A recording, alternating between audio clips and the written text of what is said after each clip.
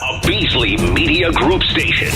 Official home of the Sixers, Flyers, Union, and the best Eagles talk in Philadelphia. 97.5 The Fanatic. Good morning. Thought I'd help you wake up.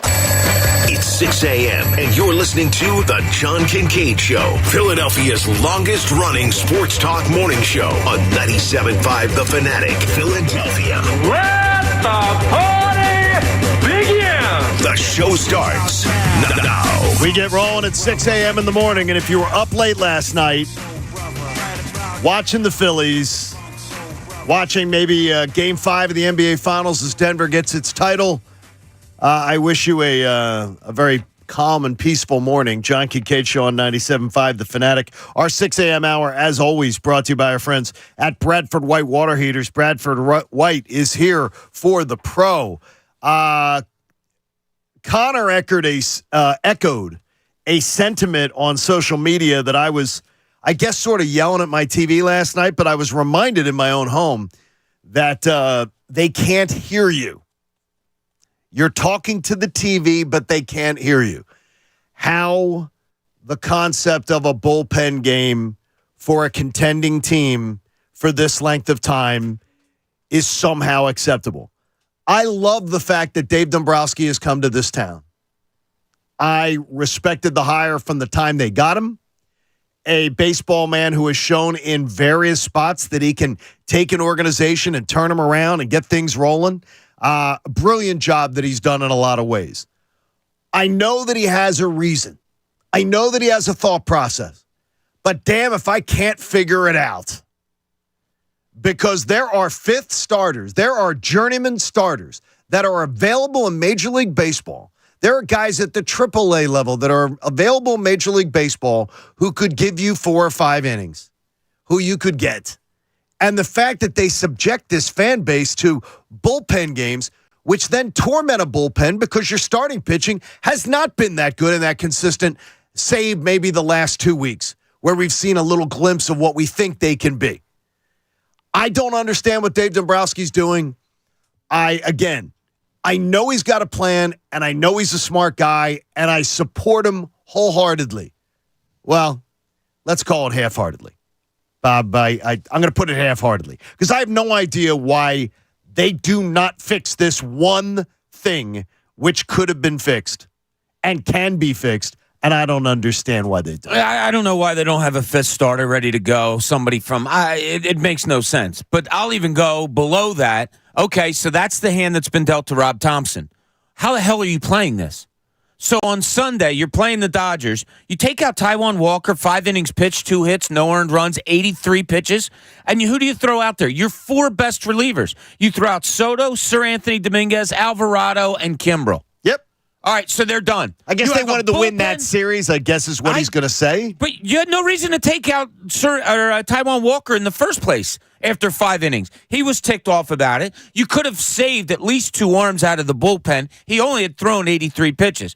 So what do? You come up with a bullpen game where you don't have those 4 good relievers, and you have to throw a game with Strahm, Marte, Covey, Vasquez, and Hoffman? It's your tomato cans. Are you kidding me? No, I don't understand it. I mean, I honestly, I don't understand it. No, and the Strahm, as much as people, give him a chance. This dude's too wound up to be a major league pitcher right now. Screaming and hollering after every single pitch he throws. He's got a, the hit batsman last night, whatever, notwithstanding. That's okay. I understand that. But this guy just doesn't seem to be ready to be out there on a mound for 3 innings. Now, they get a 5-1 lead and they can't hold it. Well, okay, maybe if you had a Soto, Sir Anthony, Alvarado, or Kimbrel, one of those ready to go, maybe you could have held it. But this is where they are, and those type of games pissed me off last night because you almost lose it before the game even started. I look, Connor, at teams like the Braves, who have that Smith Shawver at 20 years old in the major leagues, Strider at 24, Jared Schuster at 24, Bryce Elder at 24. They've got young guys that they just say, we're throwing our young pitchers to the wolves, and they're going to learn at the major league level. Yeah, I mean, I'll take that over a bullpen start when you've got a 4-game series. You don't have an off day until next Monday. I mean, you've got to get through a West Coast road trip, and you're burning the guys that you have to use in bigger spots. You were burning them before you got on the road, like Bob just brought up. I don't understand why you can't dip into the minor leagues and bring up a guy who you're grooming to be a starter and just let him start. Like, Griff McGarry is 24. Why has he not made a major league start this year? There are 4 pitchers on the Braves who are younger or the exact same birth month as Griff McGarry. Yeah. I don't. How does that make sense? And they're 8 games up on you right now. I don't understand it. You know, like trust people. Trust people to learn. Strom's 31 years old. He doesn't act it. He doesn't act it. Why don't you burn him out? Why are you saving him? Why are you throwing him into a game and saying, well, he's just hoping to get to 2 innings? What are you saving this kid for? What? He's 31. Well, he's a journeyman. Okay, fine. I don't care. But stop telling people that he can only go 2 innings. If we get 2 innings tonight, we're going to be happy. Well, you know what it is. He's already over his innings count from last year. I don't care. Okay. Well, he's 31 and he's not part of the long-term plan. Burn him the hell out. You still have a responsibility to the player to not throw him 100 more innings than what he threw last year. What if he wants to pitch? At the major league level, this is a man who has made millions in Major League Baseball. He's made millions.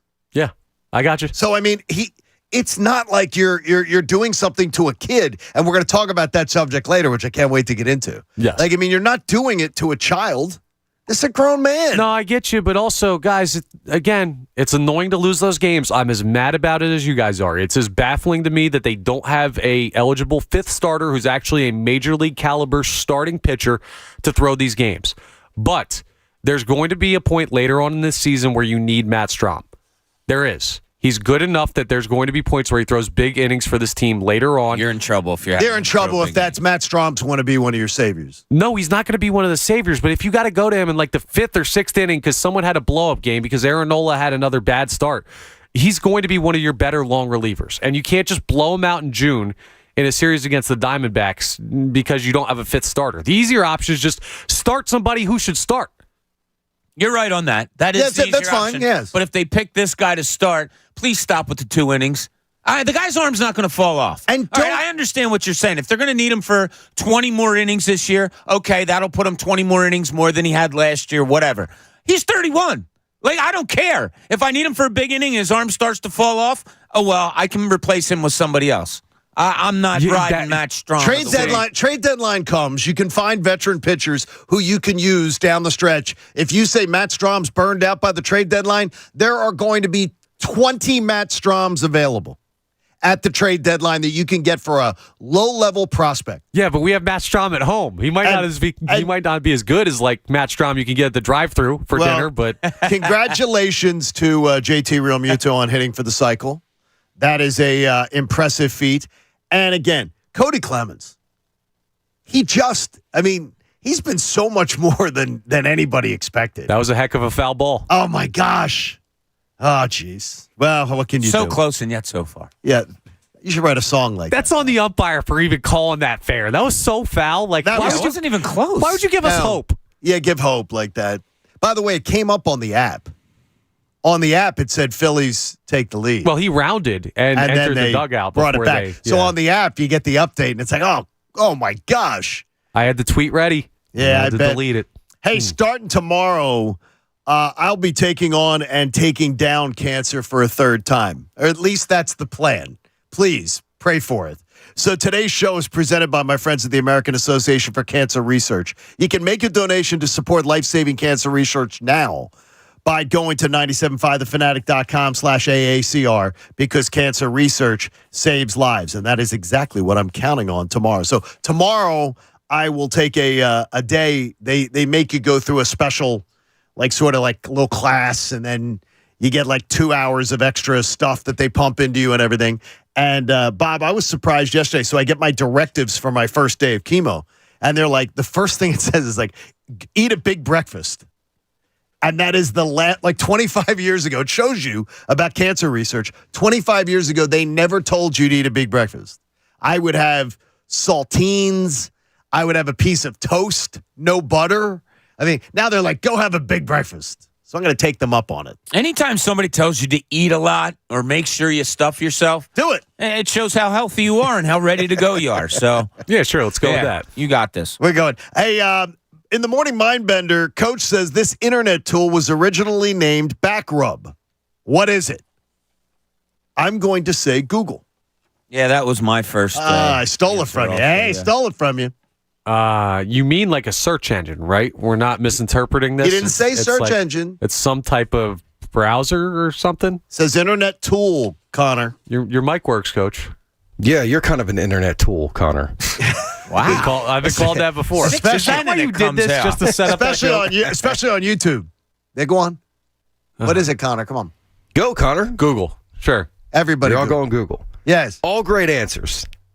They're all great answers. The original name for the search engine, Google, was Backrub. It was renamed Google after the, I don't know how to pronounce this, Google, Googol, Okay. which is the number 1 followed by 100 zeros. Really? So that's what it meant? Yeah. Mm-hmm. Google. Google. I wasn't good at like any kind of complex math.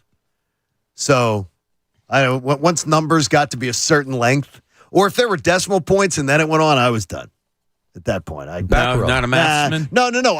I'm a mathsman for money and calculation of percentages Well, and the all good that thing kind of is stuff. those never have decimal points. Exactly. Not certainly not enough. Hey, join us in Clearwater Beach for a perfect long September weekend. The Birds playing the Bucks on Monday Night Football. Reserve your spot now with a small deposit at phillysportstrips.com. Philly Sports Trips, where you travel with the pros. Hopefully Vince Rizzuto had a wonderful birthday yesterday, which is a great event for him. Yeah, I was texting with him this weekend. Turns out his shore house down in Brigantine is less than a half mile from my brother-in-law's shore house in Brigantine. He can wander on over. So we're going to get together this summer a couple of times. The Nuggets took the NBA title last night, 4-1 versus the Miami Heat. And last night, as I'm watching Bob, I'm wondering, did the Heat run out of gas or was Denver just that good? Because the Heat had a far more rugged trip of 3 series to get there than the Nuggets did. Yeah, and the way they tried to play early on last night was to try to be that physical team and all of that and try to do it that way, and it just didn't work. Denver just is not a great matchup for them, a better team than them. There was really nothing that Spoelstra could do to slow them down. I'm writing something for the website today that here's what NBA teams do. Every team, baseball, football, whatever. When somebody wins an NBA title or NFL, Super Bowl, whatever it may be, they'll look at that team and say, what do they do so well that got them there? And I hope that's what the Sixers are doing. I'm diving in a little bit more of maybe ways that they can look at this Denver team. But they're fun to watch. It goes back to almost the remember when San Antonio started that real passing offense? Oh, yes. Years back when they were playing Miami in the finals and all. Denver moves the ball that well. And a lot of it has to do with Jokic and how he sees the floor and the way they use him. That's a good team. That's a good team. They have good surrounding pieces.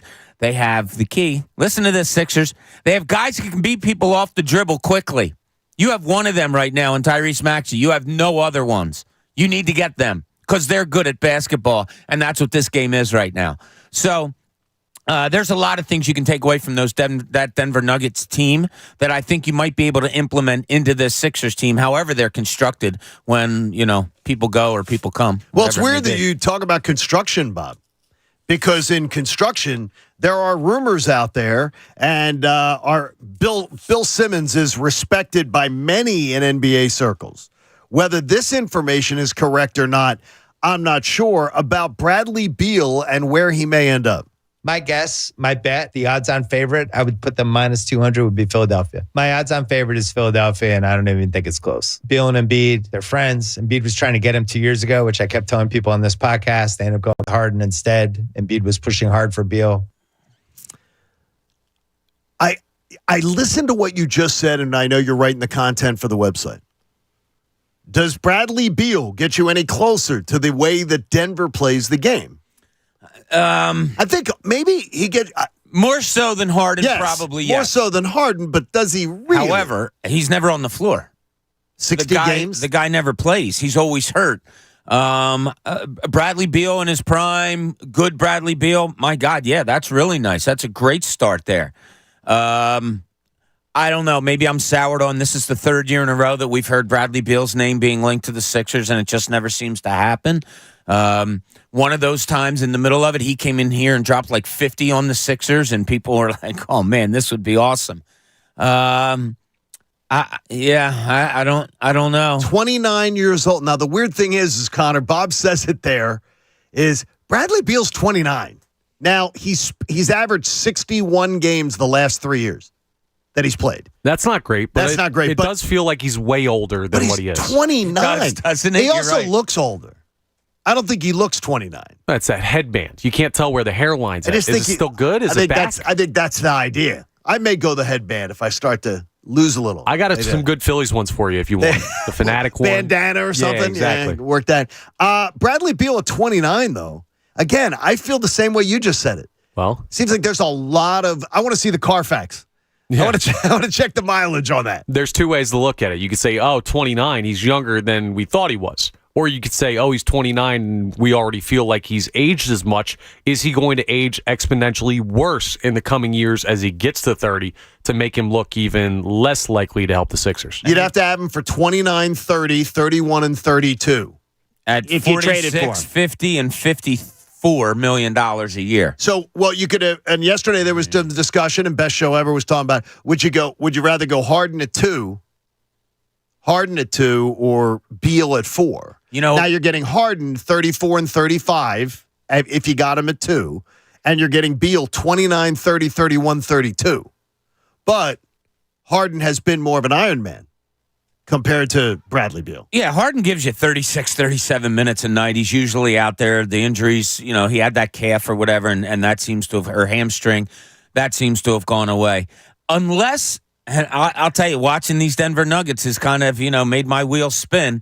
Unless Nick Nurse can turn James Harden into a moving, pass first, don't be dribble dominant point guard, I think you got to look another way. I don't think you can teach old dogs new tricks. Yeah, really? I You can? do. I really do. Like, can you give me an example of a guy at 34 who's had his career who changed their game significantly? There's probably a lot of guys.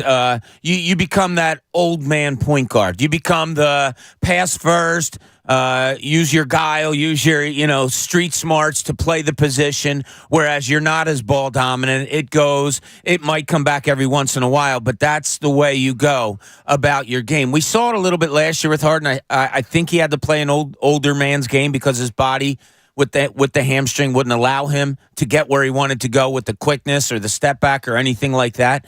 Maybe he can't do it anymore. Maybe he can't play with that quickness and speed that he used to have. I don't know, but this standstill offense that is so easy to defend in the playoffs that was under Doc Rivers last year, Nick Nurse can't have that. And the Nuggets proved that to everybody. So whether you get new personnel to try to run that or whether you try to run it with Harden in a different way, that's the big question right now. In the course of the day today, throughout the day, in this AACR takeover, we will also have the not-so-worst-case scenarios for the 2023 Eagles. And I took some guidance from Connor Thomas on this. Really? Is that you said yesterday in the post-show meeting that I said we're going to play some worst-case scenarios for the Eagles. And you said, whenever people do that, they never really pick the worst-case scenarios. Okay, fair. So I changed it to not so worst case scenarios. Some of them not so great, but not so worst case scenarios that involve your Philadelphia Eagles in 2023 and ideas. And I want to hear the guys kick it around as far as, and you joining the conversation to decide, okay, this happens. What's the counter move?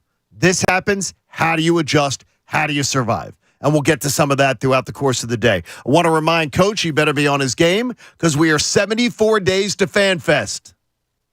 FanFest 2023 with FanDuel Sportsbook, Saturday, August 26th, 11 to 5 at Xfinity Live, the 10th anniversary of FanFest. And Bob's going to give away tickets coming up during the show today. I'm giving some away today. I don't care what you say, Coach. No, you give as many as you want away, Bob. He forgot yesterday, and he had promised the people, and Bob was trying to be kind. I teased him. And then he just teased him. We'll get to that next. John Kincaid Show here on 97.5.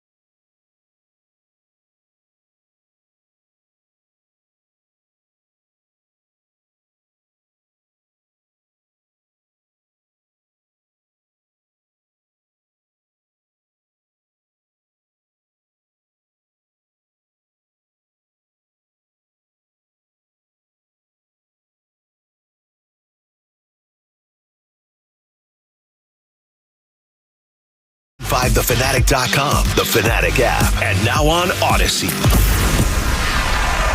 Now, back to the John Kincaid Show on 97.5 The Fanatic, Philadelphia. John Kincaid Show on 97.5 The Fanatic. If you missed the announcement yesterday, the Fanatic's 2023 Charity Golf Classic, which benefits the AACR and the John Kincaid Scholarship Fund, will be Monday, July the 31st at Turtle Creek Golf Course in Limerick, Pennsylvania. You want to play the Turtle on the 31st with us. So you can go to 97.5thefanatic.com, get yourself signed up. Tee time's at 11. Our show and Anthony's show are going to broadcast live from there. Every player in the tourney gets a pair of tickets to the Fan Fest 2023 event, which is 74 days away, and Coach is scrambling to make it a great event for us. We're going to have a great, great time. If you haven't played Turtle Creek, it's awesome. So get on in, get yourself registered, because when we sell out, it will be sold out. So Monday, July 31st, Turtle Creek, you need that day off. Good reason to take a little long weekend. Sure. Right into a Monday. Some of us might have that whole week off. You're a lucky dog. Yeah. That's good. Uh-huh. People love to see you. Wife's not real happy, but what can you do? Well, you could drive up from the shore or something and then drive back down? Yeah. That's a good I might man. have a kid with me that's looking to play in this tournament, so I'm gonna have to No, he won't. I'm gonna have to get some money together, see if I can get him in. He won't. He doesn't exist. We'll see. Well, today's show presented by the American Association for Cancer Research. I'll start 12 rounds of chemo tomorrow. So if you want to make a donation to support life-saving cancer research, you can do it at 97.5thefanatic.com/AACR, because cancer research saves lives. Something I wanted to do today was not so worst-case scenarios. And as I said earlier on in the show, Connor came up with this yesterday. He said when people come up with worst-case scenarios, they rarely do ever take it to the worst case. Yeah, it's never Jalen Hurts got hit by a bus. It's the team didn't have a good completion percentage. The team plane crashed. Those are the worst case scenarios, but these are the not. Football related, on the field, realistic worst case scenarios. These are not. That's fine. Okay. Okay, these are not so worst case scenarios. Okay, number one that we're going to discuss today, we got 4 of these for you today. We'll do this one in the 6 a.m. hour. Not so worst case scenario for the Eagles. During training camp, the Eagles will lose one of their top backs for around a 8-week loss. Not going to be ready till halfway through the season. Do you have enough? And do you have confidence you can bridge that gap? Or do you have to go shopping for a veteran off the scrap heap? So you're losing one of your running backs, one of your top guys. You lose them for it'll be around 8 weeks of the season. Are you going to go out and try to plug a hole? Or are you going to try to spread the wealth amongst the guys that you already got? Well, I think it depends who it is. So you do think it's different depending on who would be out? Yeah, if it's Rashad Penny, you're okay. Okay. I really do. I think you're okay. You have your starter in DeAndre Swift. You were okay last year with Kenny Gainwell and Boston Scott. Basically, all you're doing is subbing out Sanders for Swift. Different backs. I don't know if Swift is as good of a runner as Sanders is, but we know his ball catching ability is better. So used in a different way. So Rashad Penny, I think you're okay. Maybe, a fourth back or whatever, no big deal.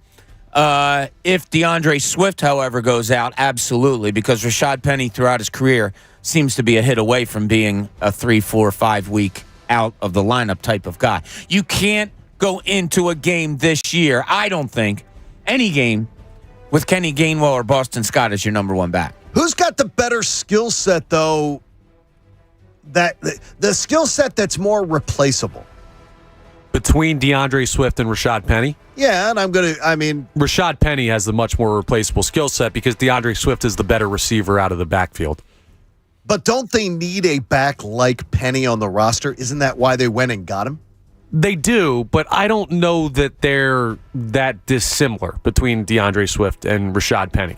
I think DeAndre Swift could play like a big, strong back when he needs to as well. That being said, to go back to the original scenario, I'm not going to get anybody regardless. I think Jalen Hurts is still such a big part of your running game that you can mitigate this. You'll have to put Jalen Hurts at more risk than you might feel comfortable with, but it's better than going and having to get somebody off the scrap heap because you know that Jalen Hurts is going to be more productive than anyone else you can find. I like what Connor did there, though, Bob, because it takes the domino that I've thought about while I was debating this. I want to take the risk that Jalen Hurts takes during the year down by 15 to 20% this year. And I wonder if you take Penny out, I think Penny's the one that actually his loss would put Jalen more at risk. Huh. Okay. Flesh that out a little bit. Because first off, I believe with Rashad Penny, I think you've got that sort of physical bruising. More importantly, within 3 yards on carries, he's great. 3rd and 2s, 2nd and 2s, 2nd and 3s, 3rd and 3s. Rashad Penny's a threat. Yeah, but behind this offensive line, I'd be great within 3 yards. That may help DeAndre Swift's numbers from what we've seen previously in his career, that they just have the best offensive line in football. I just think it takes away from opportunities where a 3rd and 3 is an opportunity where Jalen Hurts not too many times, but many, many times tucks the ball, runs with it. They have some.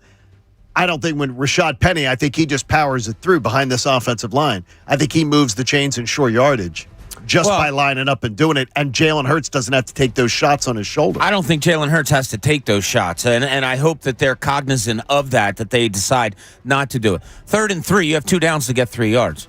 And they seem to approach it that way. That's what the Eagles are. If you can't get 3 yards in 2 plays with DeAndre Swift in the backfield, or a Boston Scott, or maybe even a Kenny Gainwell, well, then you have some real problems. I don't think Penny is that. I don't think they're going to use him as that, all right, short down guy, let's get it. He's a big play runner. He's a guy that breaks tackles. When he busts it through. But the problem is, I think in the 5 years he's been in the league or whatever, I don't know that he's carried the ball over 100 times, but once. I would bet you this, though. 3rd and 2, that last year, Jalen Hurts, 3rd and 3 or less, that Jalen Hurts got at least 45% of the carries. He held that ball. Yeah. And he dove in 3rd and 1, 4th and 2, 4th and 1. And Jalen Hurts put himself at risk.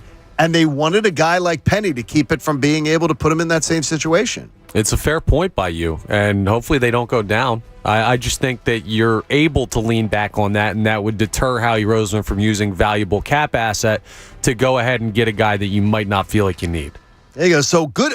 I think that's a not so worst case scenario, but the Eagles have options, which is the great thing.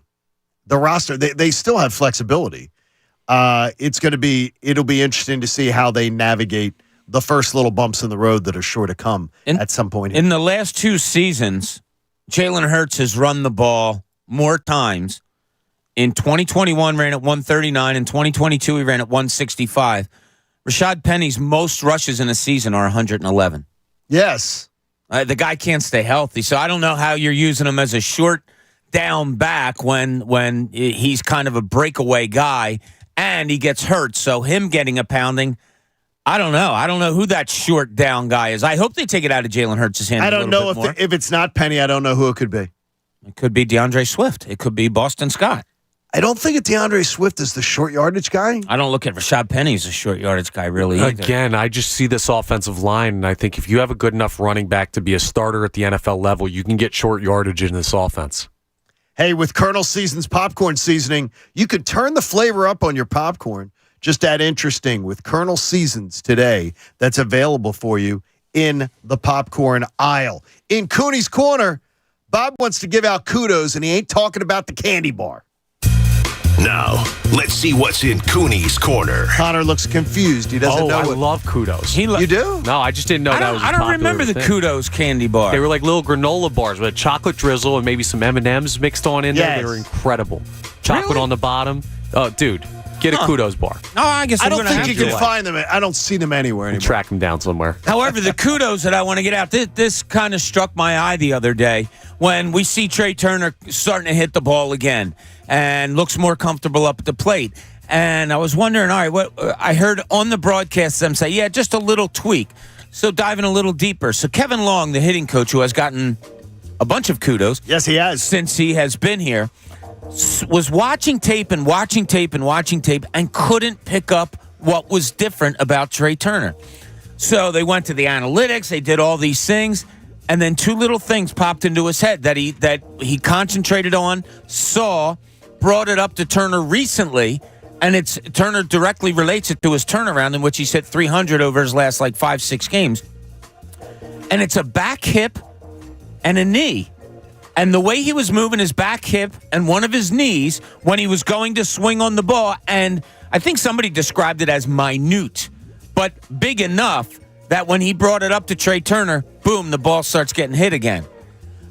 I really, really appreciate that. Isn't it like a golf swing? Yeah, I guess so. But the cool thing is, to me, you're bringing in a 300 hitter, a guy that's led the National League in hits the last 2 seasons. He starts out slumping. It's probably the least of your concerns. You have some young guys in the lineup. You have Castellanos that you had to try to fix from last year. All of those things. Trey Turner probably isn't high on your list of things that you need to address. And then it lingers and lingers. And Long dives into these videos and analytics and all that and comes up with the slightest little tinge of difference making. And boom, there goes Trey Turner. This could be as big as, now the Phillies have lost 2 or 3, but they've also won 7 of 10. And Turner has been starting to hit in those games, 10 for his last 33 with a couple of homers and 4 RBIs. This could be, should they make a run to the playoffs or try to get into the playoffs, the turning point of the season. If you get Trey Turner going, that means a hell of a lot to this Phillies lineup. Well, it's about time. I mean, it took a while, and he admits it too, but he got it, and it looks like Turner's happy with it, and they both picked it up and were able to adjust. And if you get a Trey Turner that can hit you, as Tim Kirkchin said, he has no problem saying he's going to hit 300 before the season's over. You're talking about a Trey Turner that has to hit probably around 340 for the rest of the season to get up to 300. That's going to be a hell of a boost for this Phillies lineup. The lack of urgency is what drives me crazy. I hear Rob Thompson talk. I hear the players talk. I just sense no urgency in that room and that team, and it just frustrates me. I guess it's a tough balance, though. As much as we're feeling it, remember, they're day-to-day living in this, constantly thinking about, they don't get to talk about the Eagles next segment. They're constantly zoned in on the season, and you don't want to burn the team out by saying, hey, I know we're down games. We're constantly focused on catching the Braves. We're constantly focused on the wild card. Got to win today. Got to fix this. There is a bit of massaging that needs to be done, knowing they still have so many more games to play. Well, Thompson, though, I mean, he's Canadian, so he's probably worried about the Montreal Alouettes. Yeah. Or the Toronto Argonauts. Give me one more team, Connor. Oh, man. The Maple Leafs. No. He's going football league. I know. I don't even know, man. How about the Edmonton Eskimos? Saskatchewan Rough they had to Riders. change their name. They did change Saskatchewan Rough Riders. Is that one? Guess what? There were 2 teams that were the Rough Riders. Oh, let's go. See, I got 2. How about Winnipeg Blue Bombers? No, I think they're called the Jets now. No, they're Blue Bombers. They just bomb out in the playoffs, which is good. Why do you know so much about Canadian football? I don't know, because it used to be very heavily. I used to watch it a lot when ESPN started. Really? You remember? You don't remember the Canadian? Ever watched you don't remember the Canadian football? I remember it. 110-yard fields, and that's the first place I saw Canadian football was ESPN back in the day when they used to have Australian rules football. That was one of their events, and they would have this. They would run SportsCenter when we were kids. When Bob and I were kids, they would run SportsCenter from 6 a.m. to around lunchtime. There were no live talk shows, nothing. It was just on a loop, the same SportsCenter, over and over again. Yeah, I kind of had that growing up, too. They ran it longer than that. It would still be the same loop later. Same loop later? Everything like that. But yes, I remember growing up with those before repeats. They're paying Stephen A. Smith, whatever. To yell about Zion's baby mama or 11 whatever or 12 million bucks. Man, it's a pretty good deal if you can get it. We have the Eagles' not-so-worst-case scenario number 2 coming up in the next hour, too. And Connor wants to talk about the Phillies and their bullpen. He's the host of the Locked On Phillies podcast. It's the John Kincaid Show. Thanks for being with us here on 90.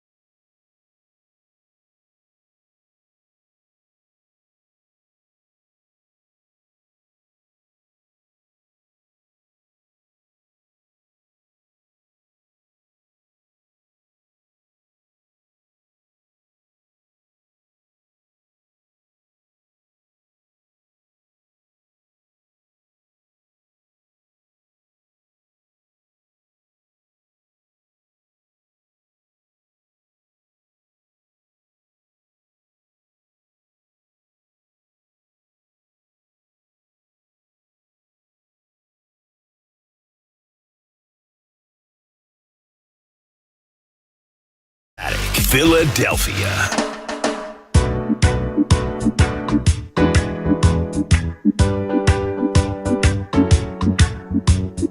Colonel Season's popcorn seasoning helps you turn up the flavor on your popcorn.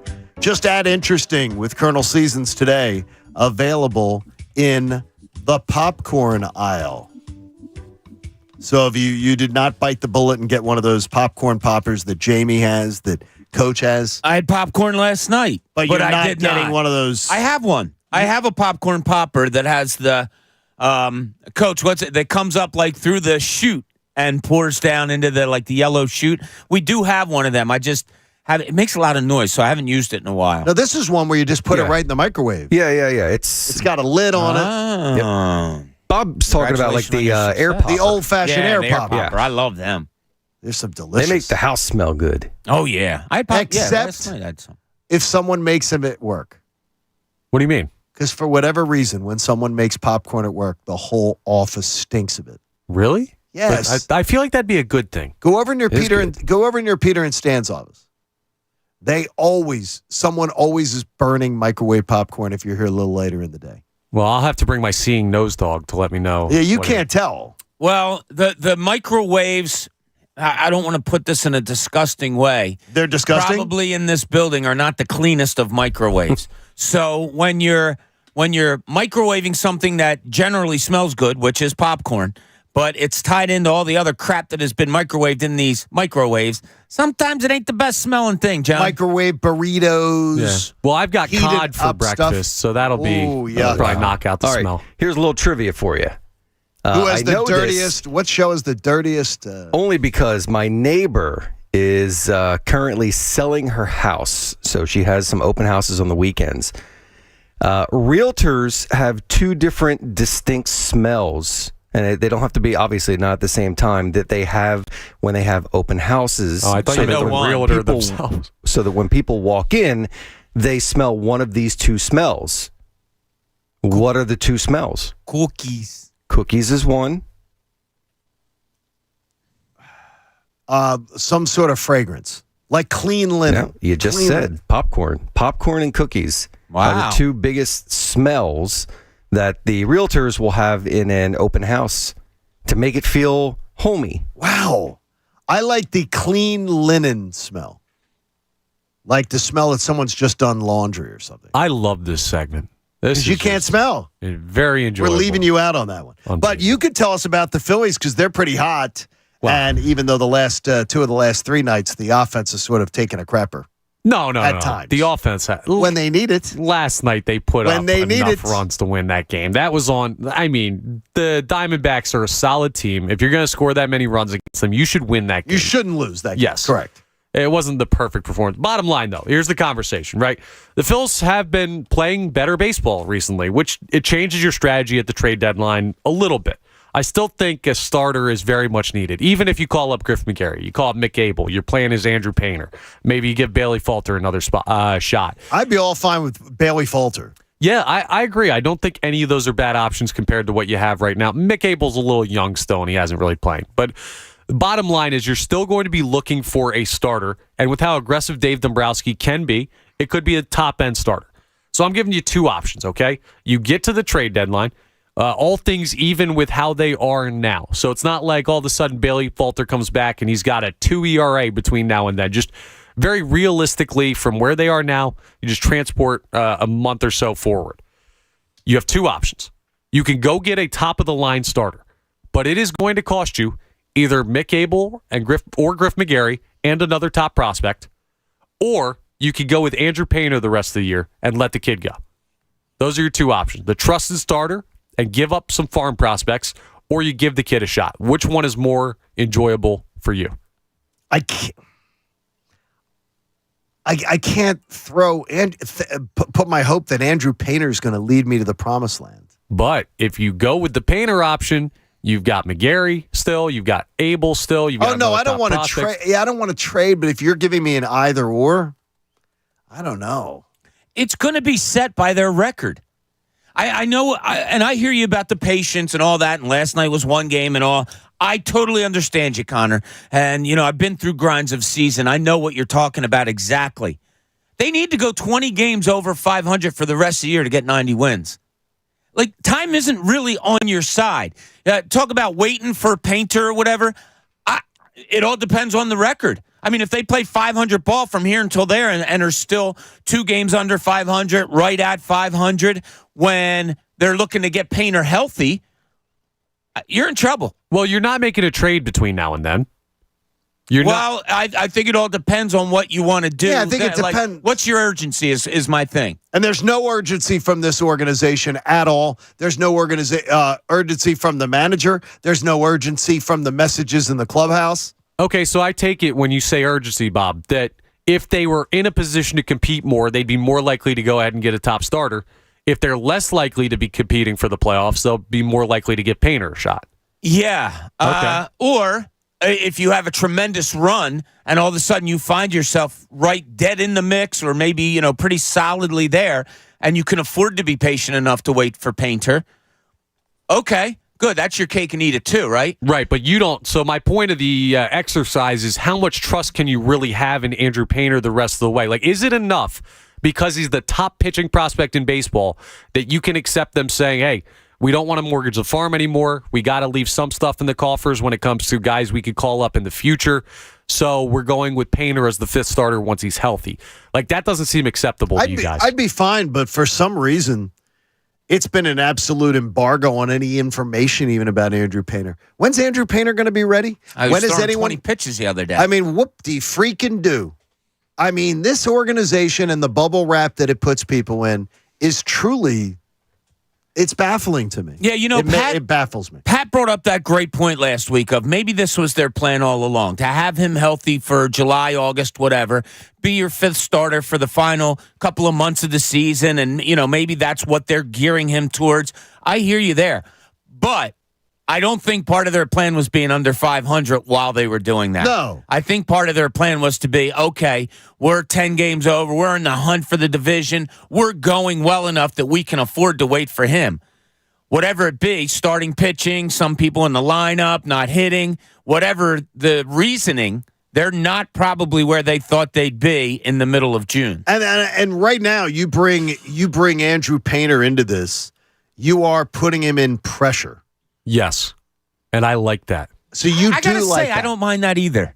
When it came out, when you so said you do like that. I mean, as far as it is a true baptism by fire. The Braves putting all these young guys in and letting young guys pitch. The Braves are 8 games up. Yeah.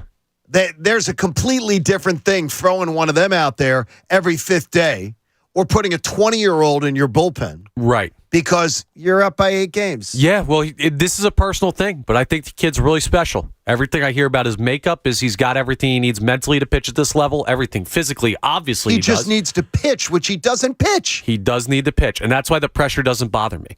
Like, you see guys come in all the time that are young players. You think Bryce Harper had pressure when he came up to the major league level? He had it since he was 15. So, yeah, it shows you what these guys are made of, and the special ones, and I do think Andrew Painter's one of them, they play through it. I haven't seen enough to say I know he has the special skill set, but I haven't seen enough of him even pitching since, I need to see more. Most of that's secondhand. It's people who are big into prospects. Telling us, yeah, people who watch him, but everything I've heard is this guy has incredible makeup, incredible stuff. He's got everything he needs to be a next-level pitcher. 7 a.m. hour is going to be brought to you by the all-new Bet Parks app. Sportsbook and casino in one sleek, easy-to-use app in Pennsylvania and New Jersey. So Phillies lose late in the desert and an open stadium last night for the first time since 2014. First time the roof was open. Are you serious? Yeah, well, the Phillies have been in Arizona. Oh, wow, the Phillies have been there. I thought the Phillies have been in Arizona. That is the first time they've played a game with the open roof since 2014, which, by the way, was the last time the Phillies won a series in Arizona. I think McCarthy, who was his partner last night? Ruben Amaro. McCarthy and Ruben both alluded to how better of a feeling it is playing with that open roof there. I would imagine. And the atmosphere just being a lot better, yeah. I covered, as I told you guys before, a couple of playoff games there back in the day. I think it was 09 or 10, whatever. and it was so hot during the day that they had to close the roof. yeah, well, you can't. I mean, most days you can't. It's now, going to be 106 this weekend. Right, but baseball's more fun outside. Oh, my God, yeah. If it's temperate, you can do that. It just feels like a completely different experience. Yeah. Now, Ray, I asked Ray yesterday about he likes to go to every single baseball stadium he can go to. He likes to go to every single, he'll go to a AA park, AAA park, every major league stadium. I personally find the atmosphere in going to a NFL game or a college football game much better Than a baseball game? Yeah. Huh. The atmosphere is much more electric, much more interactive and involved. Yeah, college baseball, did you say? Or no, college football? I said going to a college football or going to college or going to NFL football.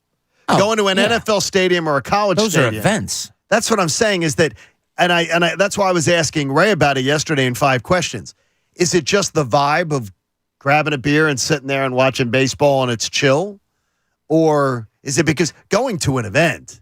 Yeah. Football's so much more of an event. But the stadiums are all built in the same mold. You got a 100-yard field and all this and that and the other thing, and they're circular. Like baseball stadiums have more character because they're all built different to me. So I think it's that is the truth. A more varying experience. I couldn't explain to the girls, by the way, who couldn't understand. My girls did not realize that not every stadium is the same dimensions. Yeah, it's weird. And they were like, well, that's not fair. I said, you can make your stadium. There are minimal standards that have to be met. And that's it. So you just minimum and maximum, and you have to just fit your stadiums within it. Yeah. They couldn't understand that. We need to figure out how to make Citizens Bank Park bigger when Aaron Nola pitches, and then maybe we'll have something cooking. How about putting up the Philly Monster? Yeah, just you have retractable roofs. How about a retractable fence? Can we put it up like mid-inning? Rise it up to like 22 feet when Nola's pitching. That'd be great. Man. Hey, the Eagles' not so worst case scenario number 2 I offer to you guys. Here it goes. If I told you one of these 3 players is not going to be ready for prime time in 2023, so you can accept minimal contribution from them as their learning curve, well, let's just say it's a very steep learning curve. I give you Jordan Davis, I give you Nakobe Dean, and I give you rookie Jalen Carter. Davis, Dean, and Carter, a trifecta of Georgia Bulldogs. I didn't even throw Nolan Smith in here. If Davis, Dean, or Carter was not ready for prime time, not ready to contribute pretty much in any way, shape, or form this year, what hurts the Eagles the most? I got to go with Nakobe Dean. You have a lot of people on that defensive line, and if one of those rookies that you mentioned, or Jordan Davis, second-year guy, second-year for him, if one of those guys isn't performing, that means the other one probably is.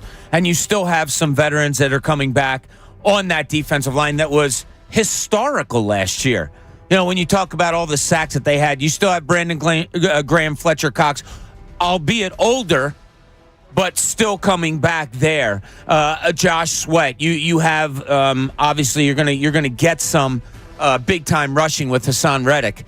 I would go with Nakobe Dean simply because I don't know what other linebackers you have. It would hurt them the most. I do believe so. Yeah, I think you can overcome a Jordan Davis, a Jalen Carter. Like, they're going to have to grow as the year goes on. If they have those learning curves, pains, however you want to describe it. I would equate it to last year where Jordan Davis had them also, but you were able to overcome it because you have a deep defensive line. I still think the Eagles have a deep defensive line. The one thing I wonder about is Javon Hargrave being gone. There's a big difference when you have a young guy who isn't contributing. I honestly think that if they don't get a major contribution from Jordan Davis, it could really help sink this defense and make them a lot softer. Jordan Davis is the one I think that, to me, Connor, is the one that most would concern me if you weren't getting a significant contribution from. And I totally agree with you. I look at him not just because we're looking more than this year. I know this is the worst case scenarios for 2023-24, but going forward, I think he's probably the most important of those guys to have a big step. because Fletcher Cox isn't getting any younger and everything like that. But I've seen the Eagles play well without top-level linebackers before. I know this defense is talented enough to mitigate that, and the edge rushers are just so good. That doesn't really matter. Like, anything's a bonus out there.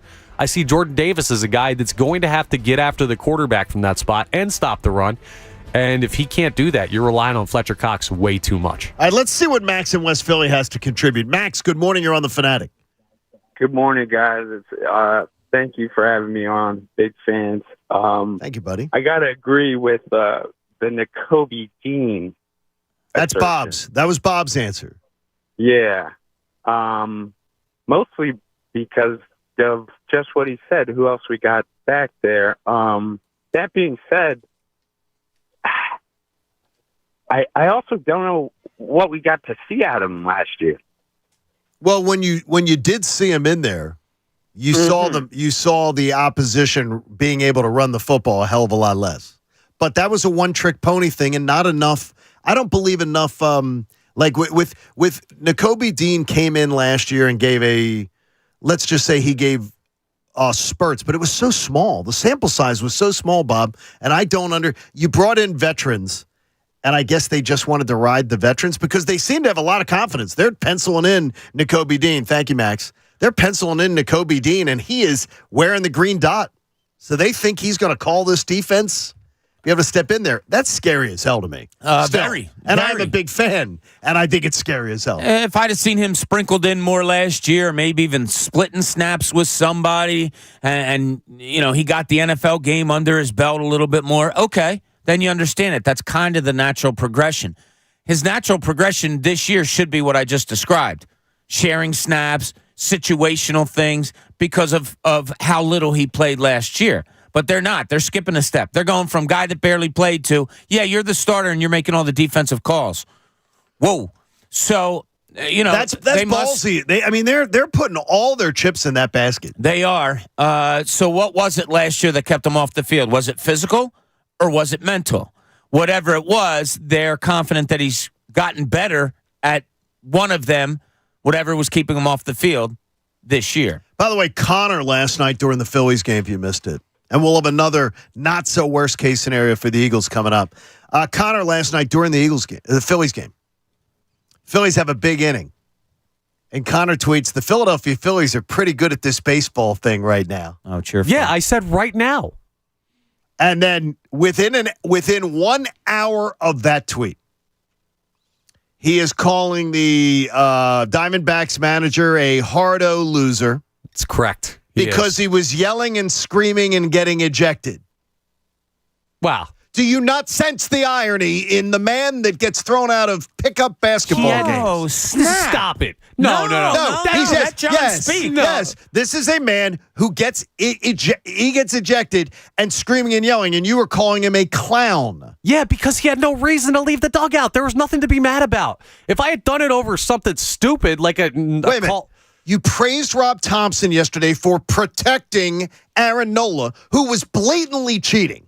Blatantly gaming the system. Yet now you don't want to. You blame a manager whose player gets hit his first 2 times at the plate. He gets hit by pitches. And you don't think you want to protect your player? So Aaron Nola. Good points, John. Good points, Bobby, John. I don't need the ad libs. So Aaron Nola is blatantly cheating. Yes. But when the opposing manager, when his team's down 5-1, comes out for no reason to stop the game for 15 minutes and empty the benches by arguing something that doesn't matter and yelling at your players, what are you talking about? Doesn't matter. Advantage. That's not gaining an advantage by him stopping the game for 15 minutes. You're hitting his player twice. Yeah, not on purpose. And you'd be in here going, they need to learn how to control the ball. And the man gets thrown out of a game, and you're getting thrown out of pickup basketball games. How are you? This is his livelihood, and he's protecting a player. And you told me yesterday he's not protecting that Rob Thompson, you used the word yesterday, Rob Thompson was protecting his player by going out and arguing on Aaron Nola, who is so mentally fragile, no fighting him, can't handle a pitch clock. Come on, Connor. I mean, you're the Locked On Phillies podcast, but it does not have to be sponsored by Chapstick with a bunch of ass kissing. You can call it. Am I kissing? You're kissing the Phillies' backsides and defending them. I think this they're is right. A knockout. No, It's not a I knockout. think it's a first. Rob round Thompson, knockout. you're banging the drum for him. He has to be protecting his player. His player's getting hit twice by incompetent pitchers. Did you see the benches empty with Rob Thompson out there? Did you see him yelling at the other team? No, you know what he did? He got really animated. But you're all for that, you say? With the umpire for He's showing getting them up. like a referee in a basketball game. So You're all for it. Do you condemn or praise Real Muto for getting in the middle of the conversation? Oh, that's really iffy. That's right. I love it as a whatever. As a guy who grew up with friends who would kill for you. I love to see a teammate do that. Get out there and go like, yo, dude, the guy's wild. You see it. Calm down. And I do love that. But in baseball, Connor knows better than I do. And John, get your reaction to it. In baseball, is there a time for that?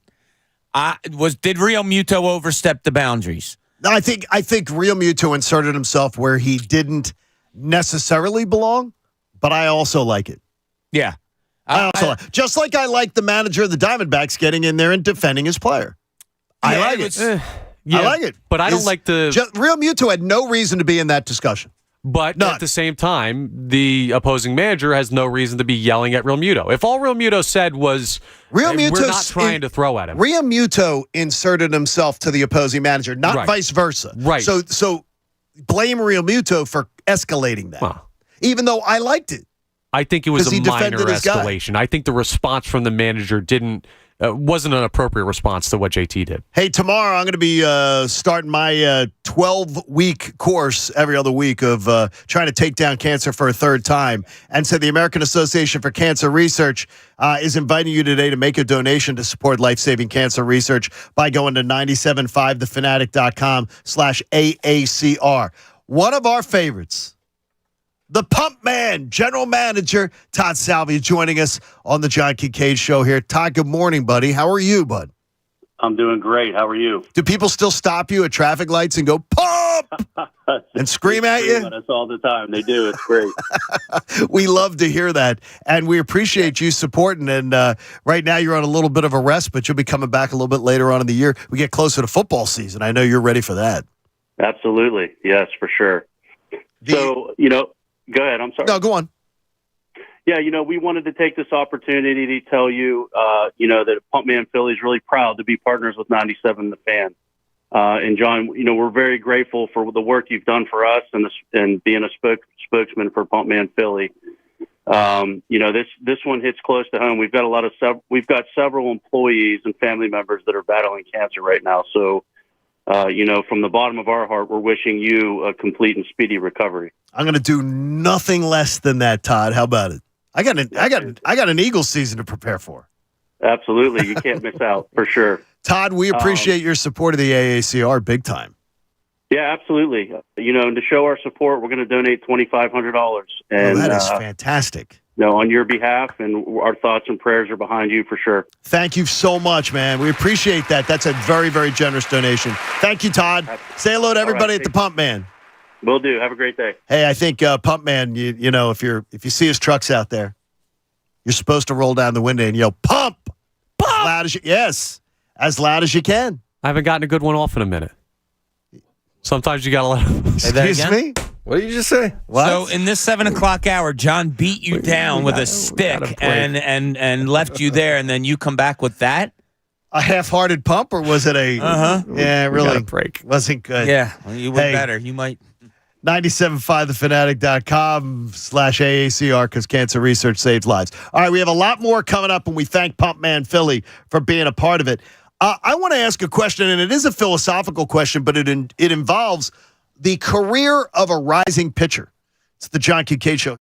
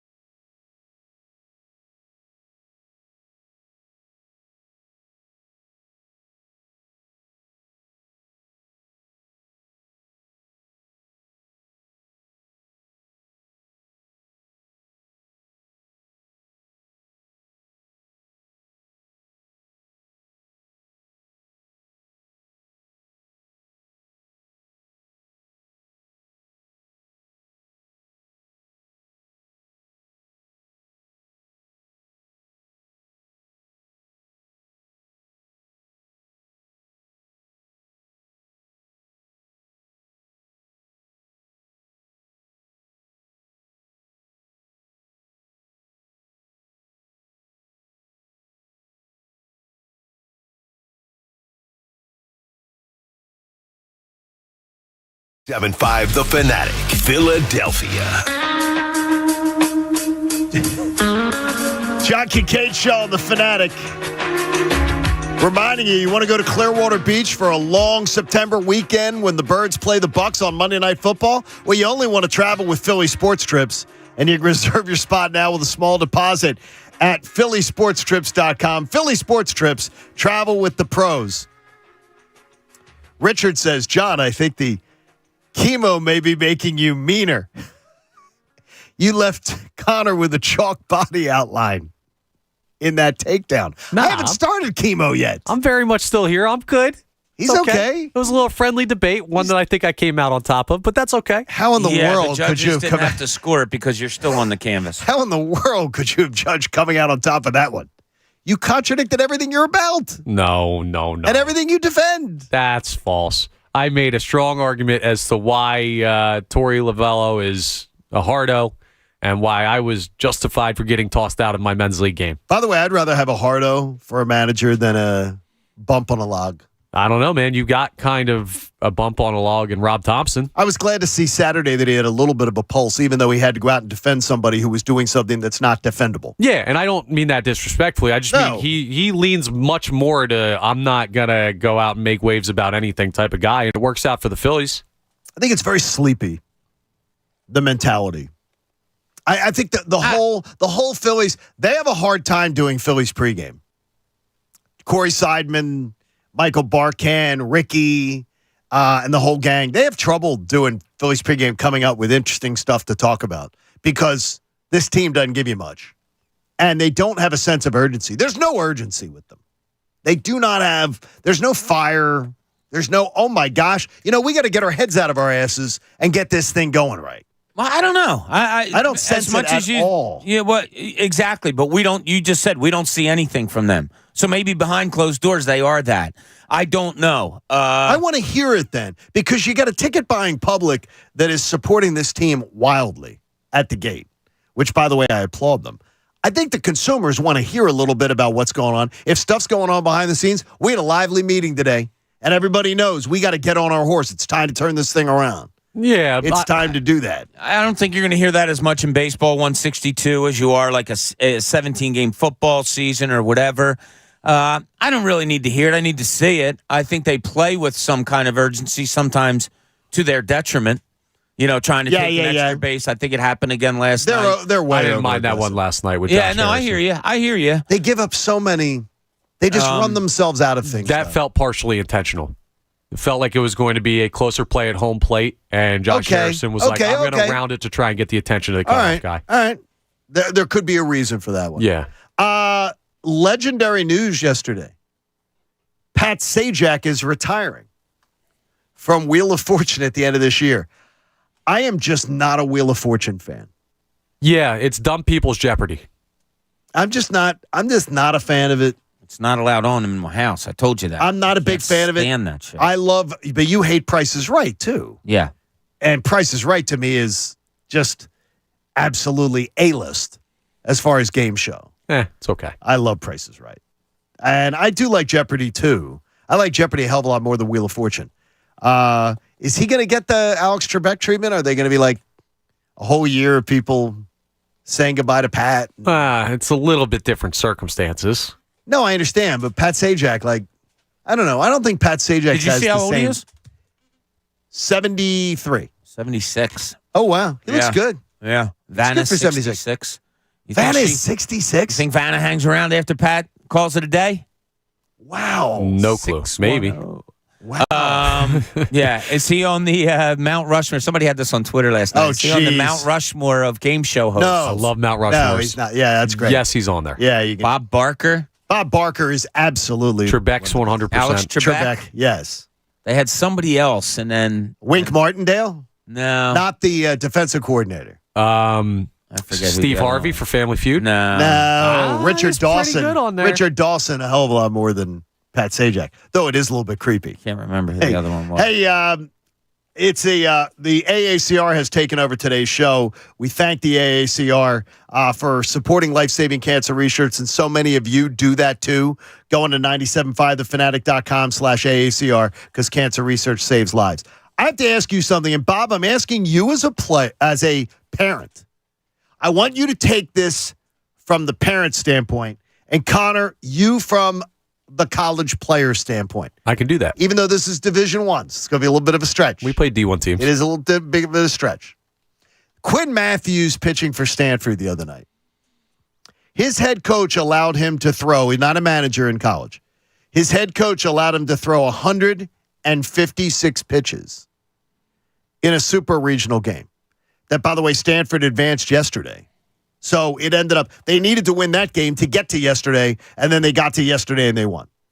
Quinn Matthews with 156 pitches in the win against Texas.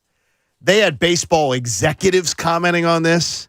They have managers and baseball pitching coaches being asked, and the overwhelming opinion was this was completely reckless for a manager to let a player throw 156 pitches based on the fact he didn't want to come out. This is a guy who is projected to be drafted this year and to be able to get a significant bonus. I want to pitch.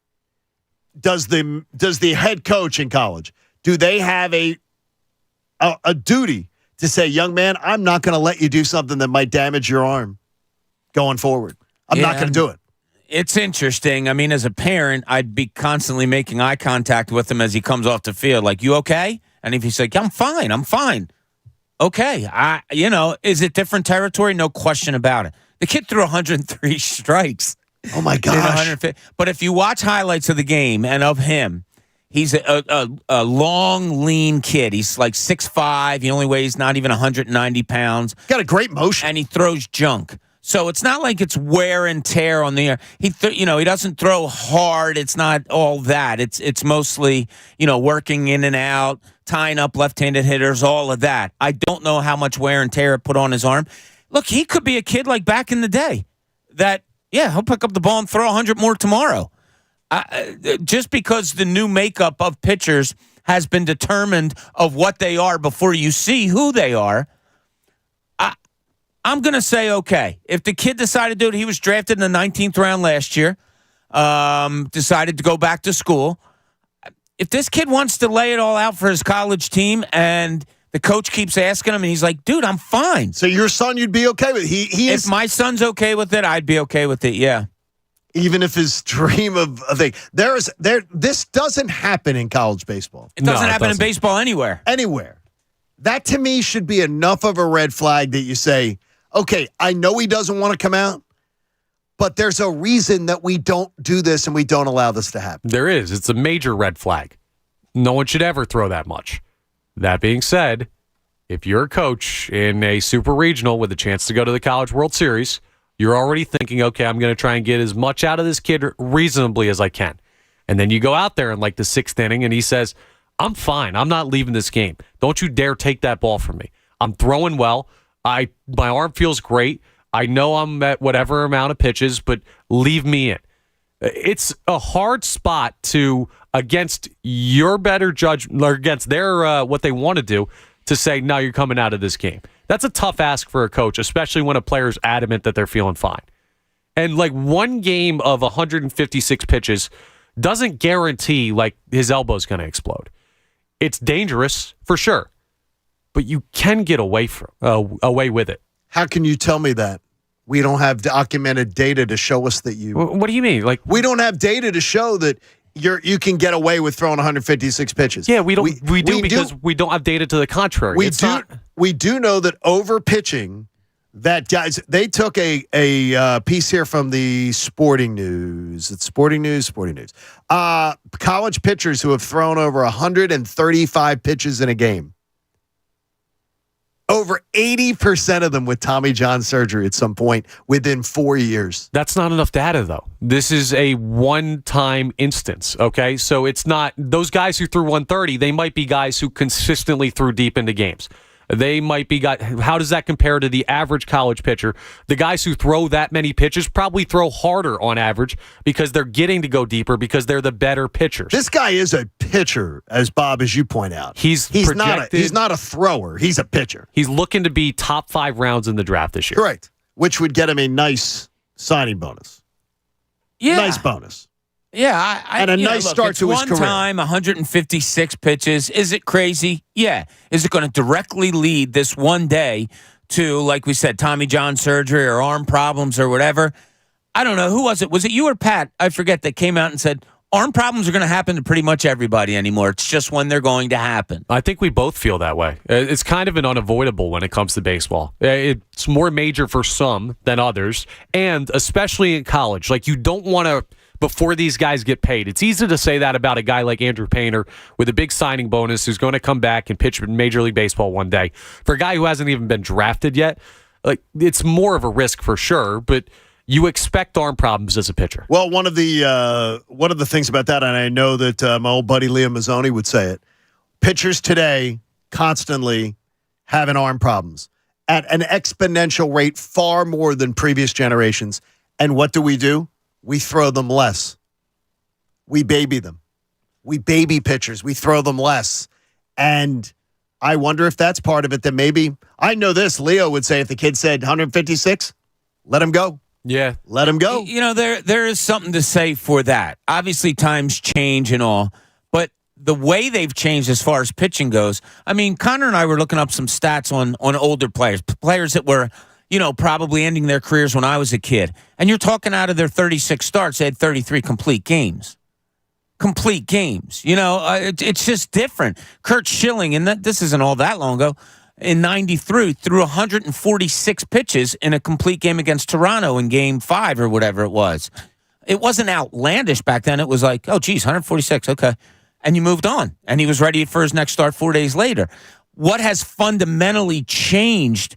It's not the makeup of the body, because kids are bigger, stronger, faster, all of that now.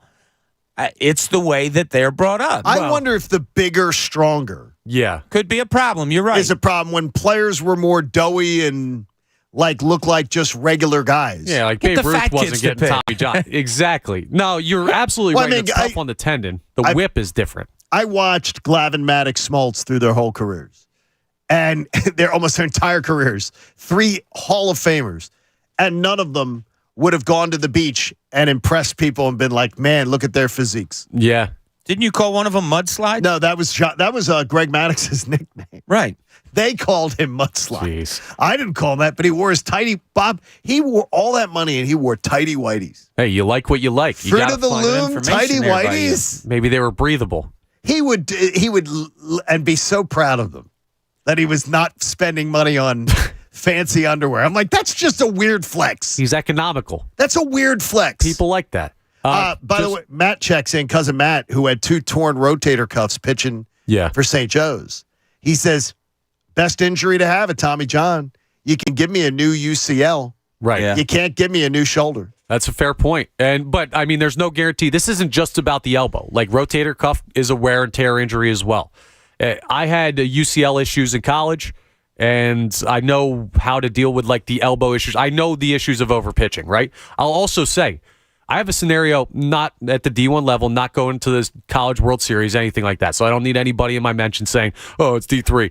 But the bottom I was line going to is, mention that. the final start of my senior year season, I'd never started a game in college. I always threw out of the bullpen. So I never threw more than 20-some pitches. I threw over 130 in that Your final final start. start as a senior. I threw over 130 pitches. But you weren't going anywhere after that I game. understand. But my point is, when my coach came out and talked to me in the 7th inning, I wasn't even thinking about the pitch count. I was so tunneled in on, I don't care how many I need to throw. I need this game. That was the last game of your career, though. It is, but that game didn't even matter. Could you imagine? It mattered to you, though. Right, but could you imagine the sentiment of how much this matters to him, to Matthews, with a chance to pitch his team into an opportunity to go to the College World Series?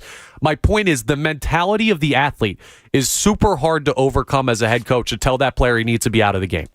I got to tell you, Bob, when all the talk yesterday came of Bradley Beal and connecting Bradley Beal potentially to the 76ers, and as I watch Denver and I watch Miami move the ball around, there is one thing I do believe Bradley Beal would bring the Sixers. Much better ball movement. I don't think I'd be as bored watching the Sixers offensively if Bradley Beal was here. Plus, he can be a deadly sniper from outside when he has his hot nights. It's the only thing that would turn me away from Bradley Beal is the health issue. And it's almost too big a deal for me to ever even consider or ignore. Yeah, in Bradley Beal, you get that scorer, you get that shooter. Where is he now as far as beating guys off the dribble at this age with all the injuries that he's had, all of that? Watching this Denver team, that's what I see most that the Sixers need. You have nobody that can beat guys off the dribble consistently and score, except for Tyrese Maxey. And, James Harden, I off the dribble to me means catch and go. It doesn't mean stand there and dribble 19 times and then make a move where you're either hitting a step back or trying to go to the lane and draw a foul. Beal's a 37% three-point shooter for his career. I don't know. I have to be honest. I am at a total loss. I don't know what to surround Joel Embiid with anymore. I don't. They've tried everything. They've tried a lot. I love what Denver does, and what I wrote and will be posted a little bit later on our website is that I love the way Denver moves. Constant cutting. I do too. Constant spreading. A big man that sees the whole floor and throws the ball over people. He does pass a lot better than Joel Embiid. I'm not going to say that Joel Embiid can improve his passing. I think he needs to be able to see the floor more, and the game around him has to move more. That affords him the opportunity to have open passing lanes to pass the ball. How many times did I say to you last year, John, I would love to see some weak side picks by the Sixers. Have constant movement from people instead of just a two-man game and everybody stands around way too much, and then come playoff time, it's easy to defend. Beal's intrigue. Somebody texted me this morning about it. One of our friends, Beal, what do you think? Semi-intriguing is how I put it. That was what came off the top of my head. Would you? They were talking about it yesterday afternoon on Best Show Ever. Would you, shorter term, if James Harden was willing to go shorter term, do you want 2 years of Harden or do you want 4 years of Beal that you'd have to assume? I'd say it's 3 years of Beal. Because you can always get rid of expiring contracts. Yeah. I absolutely think that I personally feel that the injury situation is too much to ignore. I can't. A guy who played 60 has had injury issues 3 seasons in a row, and he's 29 years old. I can't ignore it. It's certainly a factor that you have to have because it's something we've talked about with James Harden multiple times since he's been here. The other thing, your initial premise too, John, about a more dynamic offense with Bradley Beal, I don't know. It depends what you define. Over James Harden? It depends what you define dynamic as. Like Bradley Beal for his career, 4.3 assists per game. James Harden, 7, and he led the league last year with it. So individually, is Bradley Beal more dynamic offensively at this point? Yeah. But is the offense as a whole more dynamic with Bradley Beal out there? He'll control the ball a hell of a lot less than James Harden does. James Harden dribbles it into the black hole of just stand around basketball. James Harden more noticeably controls the ball because he holds it for so long before he does something with it. Okay. But Bradley Beal is still taking opportunities away from people, even if he drives right off the dribble coming down the court. So I don't know what they trade for him, Bob. What they could. You don't have first round picks to trade.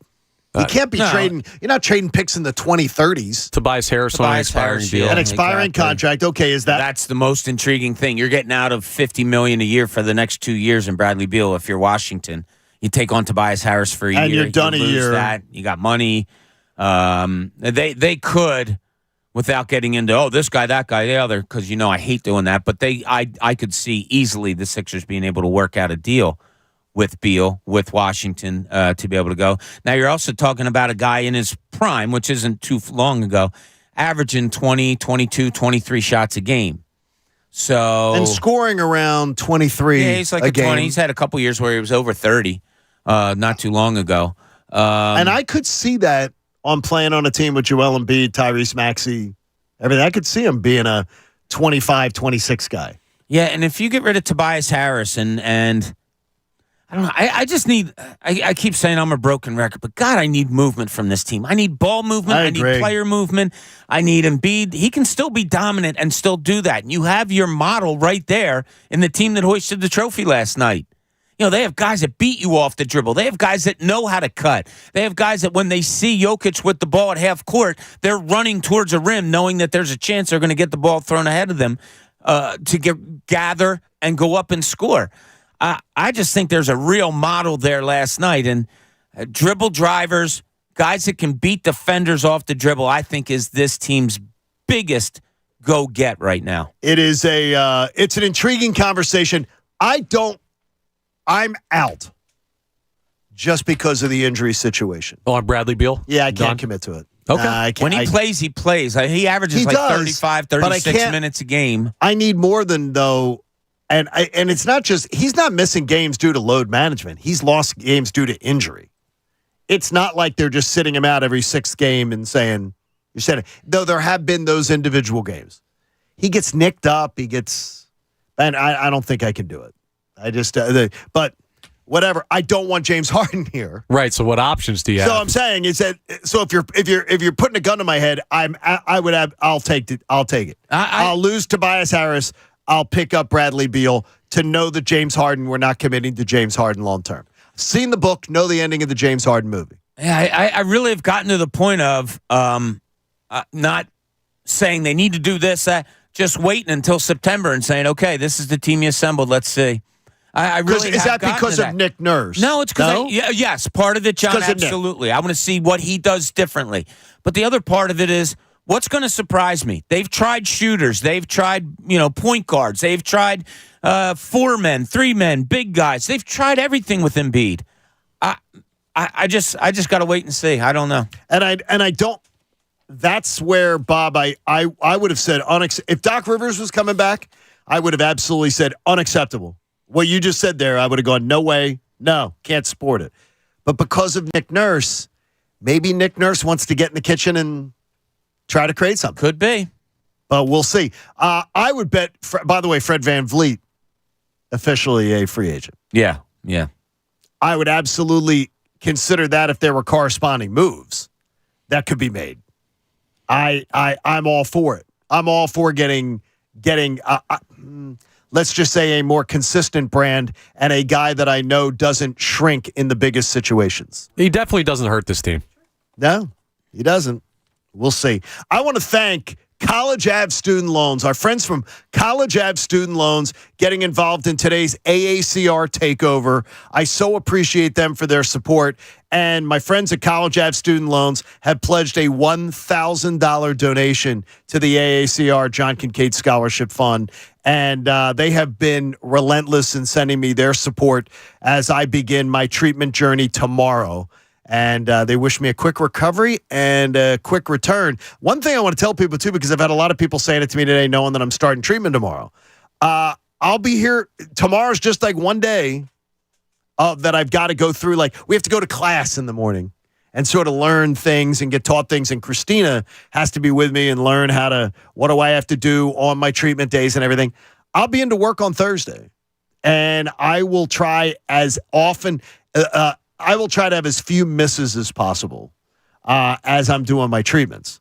And Bob will be riding me, making sure that are you feeling good? You doing all right? You don't look good today. You're looking good today. You'll be all, I know you got my back, Bob, to be able to keep an eye on things here. Sure. We all have your Which is back, great. and you'll do great. And, yeah, you take care of yourself first and foremost. We'll be here. Yeah, it'll Sports will be here. It's going to be That's all here. that stuff. You just take care of yourself. And if taking care of yourself's being in here and makes And you it feel is. good, well, then be here. And if you don't have to talk, you just want to sit there, you can do that too. Bob, did you actually just say that? It was kind How long of a have you known wishful me? thought. How Connor, long I have you think. known yeah, me? Yeah, I Certainly was was. kind of like just putting it in the universe there and see maybe. Good luck You, with that. Bob's lied to the audience this morning, is it? Hey, Craig and Stan, please hold on. I'll get to you right when we return. It's the John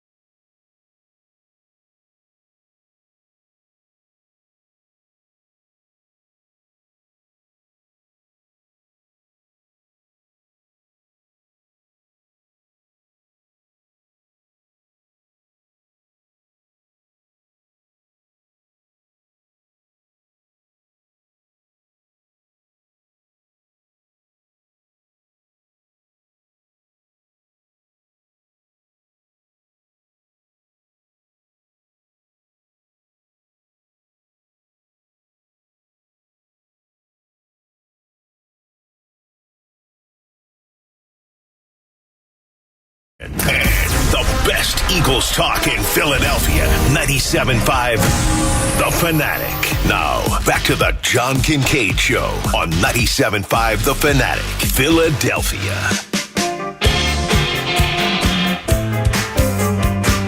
Hope your Tuesday morning's going well. John Kincaid Show on 97.5 The Fanatic. And if you snore, you could have sleep apnea. Check out sleephealthypa.com, a sleep solution you may be looking for. That's sleephealthypa.com. Connor, you've let Silvana take over the board, or she just brought us back from break, potted down the music. She's doing a great job. She is star student. I don't know. I heard not a 100 in the class. I heard a good grade, but not 100. She told me her teacher sucked. No one got a 100. Wow. I mean, no one's perfect, I guess, right? No, exactly. You know what, by the way, Chucky D asked me that the other day. Not one of your students got 100 for the class? I'm like, no. Like, why? Why would you expect someone to get 100? I mean, some people just do everything well. Like, but nobody would be perfection. You weren't teaching nuclear physics. I mean, Silvana's, over in coach's spot now. Yes, I am. Is you're not upset you didn't get 100? No, I mean, she was. I feel like in college, you shouldn't really expect to get a 100. It's extremely difficult to get a 100 in a class. There you go. No, see, she's just being teacher's pet again, trying to. She wasn't teacher's pet. She earned every bit of respect she got. You can be mean to him. You heard how he yelled at me earlier? He's got to come back at us. Let him have it? By the way, I got told that I was a little rough on a couple of the students in the class about being on their phone and not paying attention, that I would call people out. So I'll ask you objectively, was I a little mean in the way I would go to somebody, you got your phone there? Anything interesting on your phone? What's going on in your phone? Not at all. You don't think I was mean, right? No, not at all. You would just say, hey, like, up here, like, look up here. That's all that you would say, really. Yeah, I mean, let's look at let's get off your phone. Yeah. Is something more interesting on your phone? What's going on? There's nothing wrong with that. No, kids got to pay attention. I've seen much worse from other professors. Oh, you honestly. have? Yes. See, there you go. Definitely. It's good. Good to have Silvana here. So that is absolutely awesome. Bob in Cooney's Corner is going to get to some things coming up regarding the Eagles, but I want to get Craig and Stan on the line. Craig joins us from Deptford, New Jersey. Craig, good morning. You're on the Fanatic. Hey, good morning, guys. I had a quick thought, man, listening to you guys talk today, and I hear all of this stuff about surrounding Embiid and who can replace Harden and what type of point guard we need, and you need a backup for Maxey and all that stuff. At the end of the day, I'm wondering, as a professional athlete, if Joel Embiid watched this series and watched a big play a big man's role. I love that. I love this call. Yeah, and so I looked at it, and I said, man, Joker probably took maybe 80% of his shots, maybe 8 feet from the rim, 3 feet from the rim. Occasionally, he would shoot a three if he was wide open. And I'm looking at Embiid's game, and I'm just saying, he got the MVP, and I'm hoping that his own ego will not allow him to say, hey, man, I got the MVP. There's not much more that I can do individually. It's everybody else. Because he threw somebody under the bus during his one of his press conferences. And what I'm saying is the crossover, step back three, fall on the ground for my 7-footer is not what I want. I want more of the Joker, the boring, basic ground game. I'm bigger than you. You can't stop the jump hook. That's what Embiid really needs to get into. And I'm not certain that if his personality will allow him to self-assess and make his game more of a big game so that the other guys out on the wing can be guards the way that they should be. And on that too, Craig, look how well Jokic gets his teammates involved. And I don't, like, people can say, oh, he's a way better passer than Embiid. Only because I think he looks to do it. And only because I think the offense is made in a way that he gets open passing lanes to make those passes. So you think he has that same skill set? I don't think Joel Embiid, as a passer. Yeah, I don't. Joel Embiid is so skilled and such a great athlete. Yeah, but it's to a detriment. And the point is, when you watch the actual rebound, right? So if the Joker doesn't outlet the ball immediately from the rebound, What's happening is in traditional basketball, a center gets the ball, they outlet it to the guard, and then the guard is either pressured 94 feet by the other defender. That doesn't exist with him.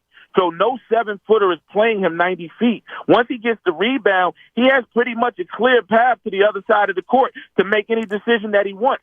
That's where a lot of his facilitating comes from, on those real slow transitional breaks. Right. It's So not let me ask you this, Craig, real quick. Don't you see the talent in Joel Embiid to be able to do that also? So that's why my original point to you guys is he the character that can self-assess and say, hey, listen, I can admire another professional in my profession, right? It's nothing wrong with saying, hey, even though I'm a competitor and I want to compete against Jordan or I want to compete against whoever it is, I can take something from this guy Absolutely. and make it mine and learn. And that's what I learned about the great athletes like and I know I don't have that much time, but like Floyd Mayweather, he always talks about that Philly boxing defense and how he owns it now. It's his. He learned it from Philadelphia, but he mastered it. So why can't Joel say, hey, man, traditionally as a big, you have more skill than most bigs, but this particular big shows you how to not be on the floor every 3 plays and play. There you go, Craig. Good work. Good work on that. That's a great. He got a good eye for the game. Well, it's exactly what I wrote about for today on our website. And it says, like most teams do after watching another capture a world championship, the Sixers will study the Denver Nuggets and try to emulate a lot of the things they do. And then I specifically broke it down to Joel Embiid. I don't think there's many things Jokic does that Joel Embiid can't try to copy.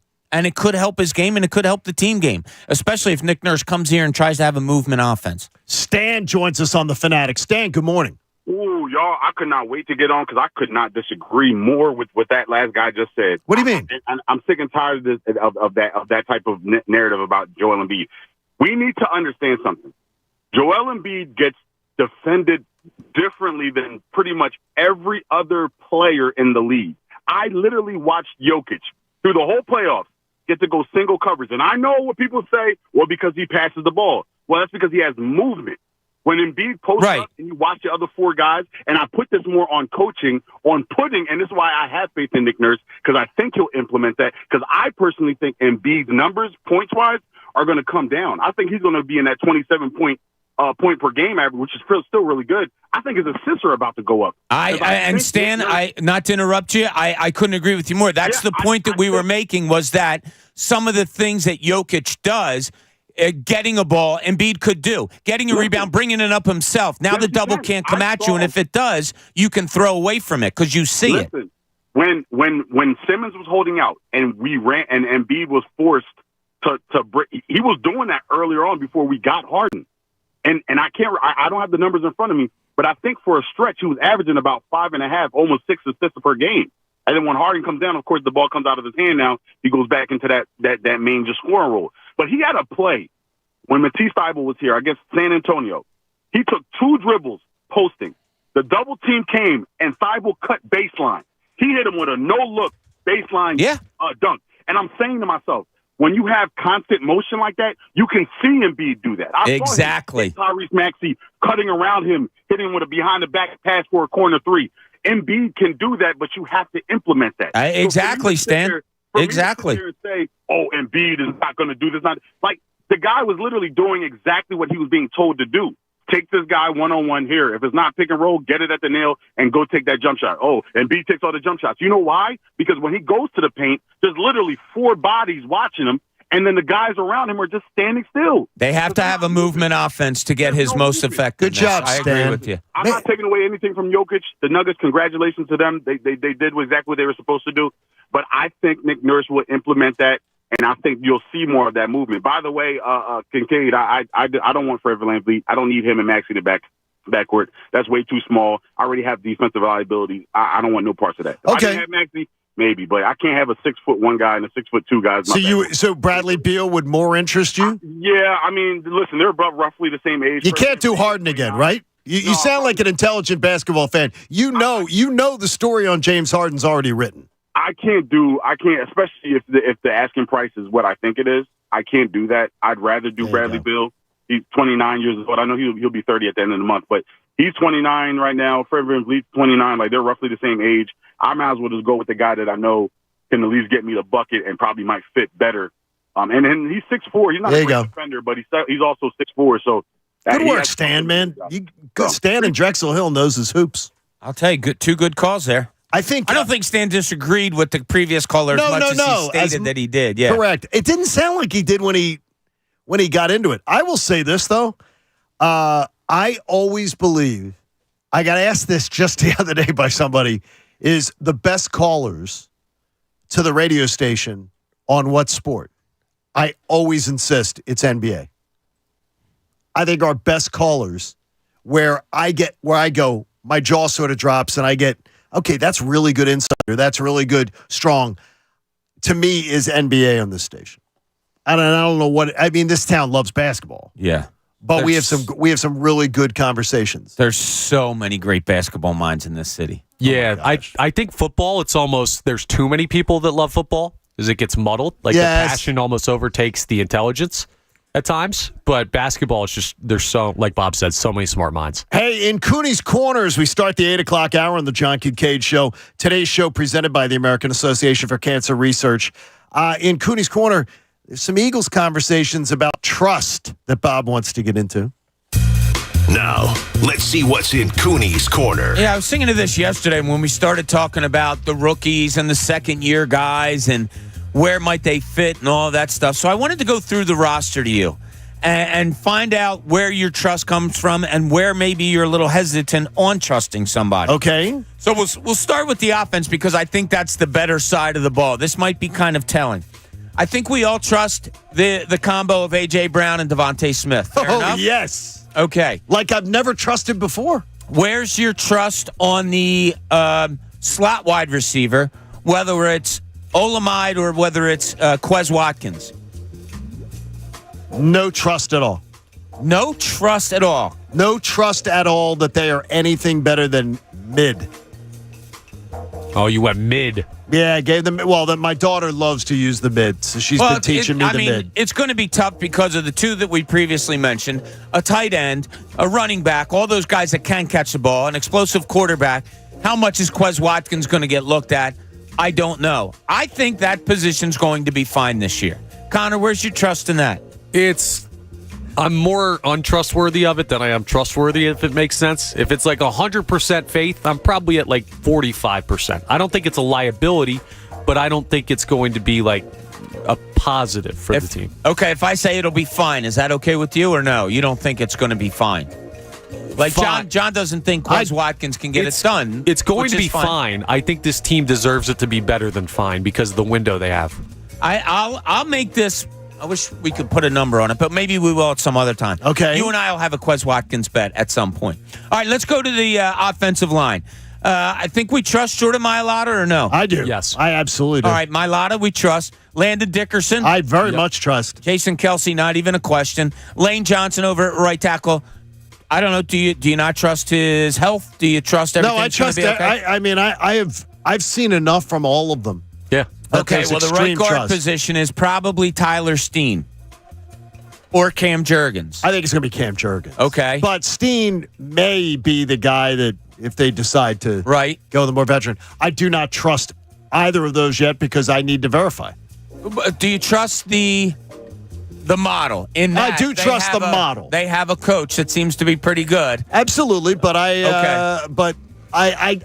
can't trust that Cam Jurgens is going to be great there because I just don't, or very capable of being what those other guys are. Why can't you? It's unknown. You can't trust them to be those guys, but can you trust Dave Stoutland? Can you trust the guys next to him?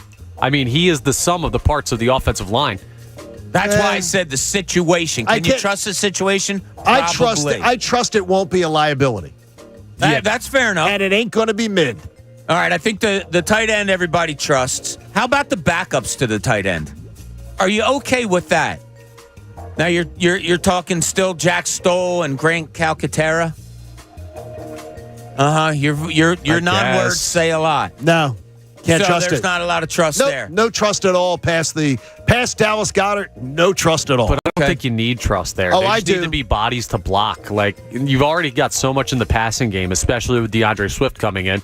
If they can throw a body on somebody, I'm good with it. No, last year when he was out, it kind of goes to your slot receiver then. You don't want to just be okay. You want to be good. What you described as the backups defines just okay.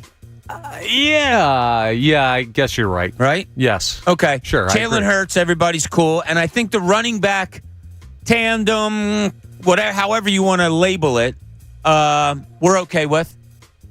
No? Yeah, I'm okay. Sure. But I can't say that I trust that they've got a crew that I think is going to be outstanding. I think DeAndre Swift is going to be more eye-opening than not this year. I love the youth. You've got you. Did he say I love the youth? No, I love the fact. I love your. I love your confidence. Oh, okay. I love your confidence in that. I watched him. I watched his college career. I've watched him in the NFL, and I think he's going to be good.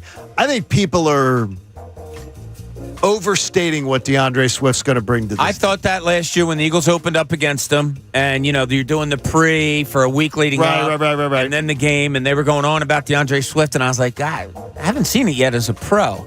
Also, I haven't seen him run behind this offensive line as correct. a pro. I've only seen glimpses. Organization. Though. So yeah, there's also something with DeAndre Swift, real quick. The Hassan Reddick effect. Being back here, guys like to play where they're from. That's one of the reasons I said it. Also, it doesn't sound. It's not as simple as you went to St. Joe's Prep, so you'll be fine. Right, but there is a but there. Especially in Philly, being comfortable in the city goes a long way for some. You seen Mr. Swift, by the way? Yeah, of course. You can't miss him. He's 400 pounds of pure muscle. Oh my gosh, when he'd come into Athens, he'd roll into Athens like everybody knew Mr. Swift. He's never bought a nutcracker in his life. He just puts them in between his bicep and his forearm and just snaps those things. I'm talking walnuts, not cashews. Do you crack cashews? I don't know. It was the only other nut I could Coach, think do you of. crack a cashew? I think they're already cracked. Are they not? You know what? I don't think you have to crack He was on a a roll. cashew. Sometimes you just got to let it go, Coach. I think that was a morning mind bender last week. Oh, was? No, I'm glad I missed that one then. That's absolutely awesome. All right, real quick, let's go to the other side of the ball because not many questions at all, not much non-trust at all on the offensive side. No. You're talking about a backup tight end and the slot wide receiver. Right. That's pretty much it. Okay, Brandon Graham, if he's your starting left defensive end. I have no. I do not think you're going to be exceptional, but I think you will be more than competent. I trust it. Okay, Connor. Yeah, I'm fine with it. He's earned enough trust. Okay. Well, I don't care about earning trust. I have to trust him this year. He earned it last year. Fletcher Cox. Waivers. I go. Yeah. So that's not trust. No. I don't trust that. All right, Jalen Carter. Can't trust it. It's TBD, right? Can't trust it. It's too new. Josh Sweat, I think we all trust. I think trust he's proven Josh Sweat. himself, Good. right? Linebacker, Nicholas Morrow. I have no knowledge. I've never watched him play except YouTube highlights. I don't remember ever knowing his name. Let's lump him with Nakobe Dean. I can't trust it. I can't either. I can't trust it. I can't trust the linebacker position right now. No, me either. Hassan Reddick, we're good. Now it gets interesting. Darius Slay didn't have a good second half of last year. Darius Slay's getting older. He's above 30 now. You trust Darius Slay to be what you want him to be, what you need him to be. Only because Bradbury's also back. Okay. Only because. Yes. If it was just him solo out there, I'd have a lot more worries than the fact that tandem is back. Interesting. Yeah, I can't. I trust. I trust enough. I'm going to go trust. Okay. Yeah, that was hard though. But it's not a glowing endorsement though. No, that's why I wanted to do this. But exercise. if you have a trust or don't trust. Terrell Edmonds as your strong safety. No. Right. Ed Reed Blankenship as your free safety. No. Yeah, you can't. You of can't. What, 4 or 5 games last year? Blankenship looks. He could end up developing into something, but he's average. Bradbury, you already have confidence in. I have confidence in Bradbury. And then Avonte Maddox. I have confidence in Avonte Maddox. Okay, I do like that he's going to stay healthy. Yes. That's the biggest concern. Yeah, Does it's going to happen. Healthy? Yeah, I'm okay with that. Okay. Yeah. So I don't think he's getting hurt with. I don't think he's a guy limping off the field and malingering on little stuff. I think he's a guy that when he gets hurt, he legit gets hurt. He misses 5-6 games, and it's happened twice in the Yes, last 3 years. It has. So that's the trust factor that you have to look at. Do you trust that he can stay on the field? Well, it's sort of like the when people would talk about injuries with Carson Wentz. I don't believe Carson Wentz was injury prone. No, he when got was injured. in Philly. No, I mean, I agree with you. No, he got they were really legit hurt. He got injuries. speared in the head. He got his broken back speared in the back. He got a torn up knee on it. Like, I don't consider someone like that injury prone. That to me. Yeah. There's some questions surrounding that defense. And There they're going to is. have to be Coach. answered. So Knows stuff. Hey, Yeah. Hey, you know, the we just talked about This the is where you cashew. I know. The to turn the toxic raw I didn't know that a cashew was toxic, did you? I did not know cashew's toxic. To turn the toxic raw cashew nut into an edible kernel, the hull must be cracked open, the cashews extracted, and the sticky skin Dude, this sounds gross. Yeah, I don't want removed cashews with anymore. heat, typically steam. This heating process also ensures that any residual acid left on the exterior gosh. is neutralized. Like, what are we doing? Like, Yeah. don't eat that. You should have kept that in the drafts, Coach. We didn't need to hear that about cashews. Like, cashews are delicious, but you got to I'm go not through a huge all that. cashews-man. Oh, cashews are great. Yeah. Yeah. Now, you know what An peanuts elite nut. add unbelievable flavor to? What? Salads. Cashews Yes. in a salad? Yesterday, I had a cucumber, pepperoni, cheese, and peanut salad. And it was peanuts just make it pop. I love peanuts in No, a I like salad. a Throw some peanut. nuts in the salad. And I it's just good don't. stuff. I don't Yeah. like anything. I don't like anything that is Indian food. Hate Indian food. Hate the smell of Indian food. Do not like Indian food. I haven't had it all that I don't like much. anything with peanut. Like a lot of peanuts. I've heard peanuts. I've had peanuts in some. The what was it? Peanuts in like a stir fry. I'm not guessing because I'll do A the stir Egan fry. thing by Yeah, habit. don't do the Egan thing. Stir fry. Jen Scordo puts it in her Coca-Cola. Peanuts? Yeah. It's a Southern thing, apparently. Really? That is a big thing. Yeah. Peanuts But and a it's- Coke. But It's not, weird. she should learn to not do that up here. You gotta She get should. the Coke Hey. flat first. Want to thank David Kelleher and the folks from David Auto for supporting today. It is a takeover for the American Association for Cancer Research. 97.5thefanatic.com/AACR because cancer research saves lives. Got a lot more coming up, including not so worst case scenario for the Eagles, number 3 and more.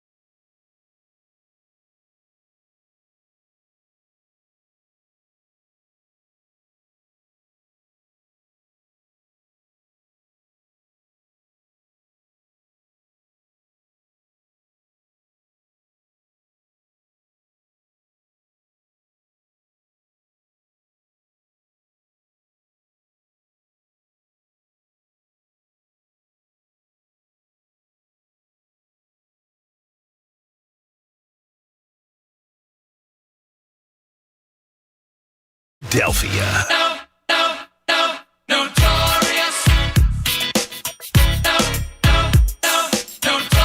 John Kincaid Show on 97.5 The Fanatic. Thanks for being a part of everything we've got going on today. Tell your family and tell your friends. We appreciate you. It's been a spirited morning. And if you missed the announcement yesterday, you need to take off July 31st. Monday, July 31st. That's when you need to be there for the Fanatics charity golf outing. The Charity Golf Classic benefiting the American Association for Cancer Research, who has taken over today's show that benefits the John Kincaid Scholarship Fund. Monday, July 31st, Turtle Creek Golf Course in Limerick. Hopefully all the cousins and everything are going to arrange their time off. Some of your softball boys, Connor, if they play golf, maybe showing up. Maybe Rock and Glenn will be over. I already have.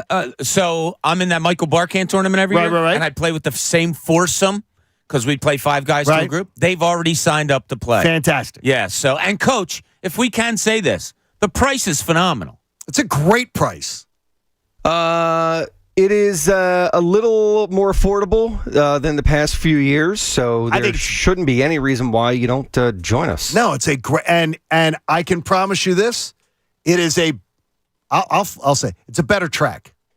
It's a better track. It's a great track. It's a really, really nice track. It is a far better track. This place is well manicured. Yeah. You will not be losing your ball in a bunch of crap. This is a beautifully manicured course. One of the weird things at the Turtle, you can just, as far as doing, you drive in the fairways.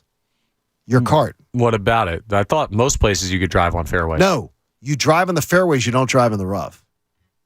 The rough is that you don't drive your cart in the rough. You leave your cart in the fairways. How about that? How do you get to the fairway? Well, you do a cut across. You can do a little cut across on it, but you keep your cart in the fairway. Okay. Not in the rough. The rough is beautifully maintained though. It's fantastic. Okay. They do a really nice, and they pride themselves on it. So just make sure that you follow things very, very strongly. I'm excited to play. I'll listen to all of their rules. Tee times at 11 a.m. Lunch and dinner are provided, and every player in the tourney gets a pair of tickets to 97.5 The Fanatic's Fan Fest, which is 74 days away, and Coach is feverishly realizing that it's 10 weeks from Saturday. Yeah, I'm Fan Fest 2023 with FanDuel Sportsbook. Yeah. My map. So, we create this incredible, ridiculous footprint from the map of the parking lot, the G lot. It is ridiculous. I mean, it is crazy. Awesome. The footprint is probably about 5 times as big as it has been in the past few years. It's huge. I think it's going to be so much fun.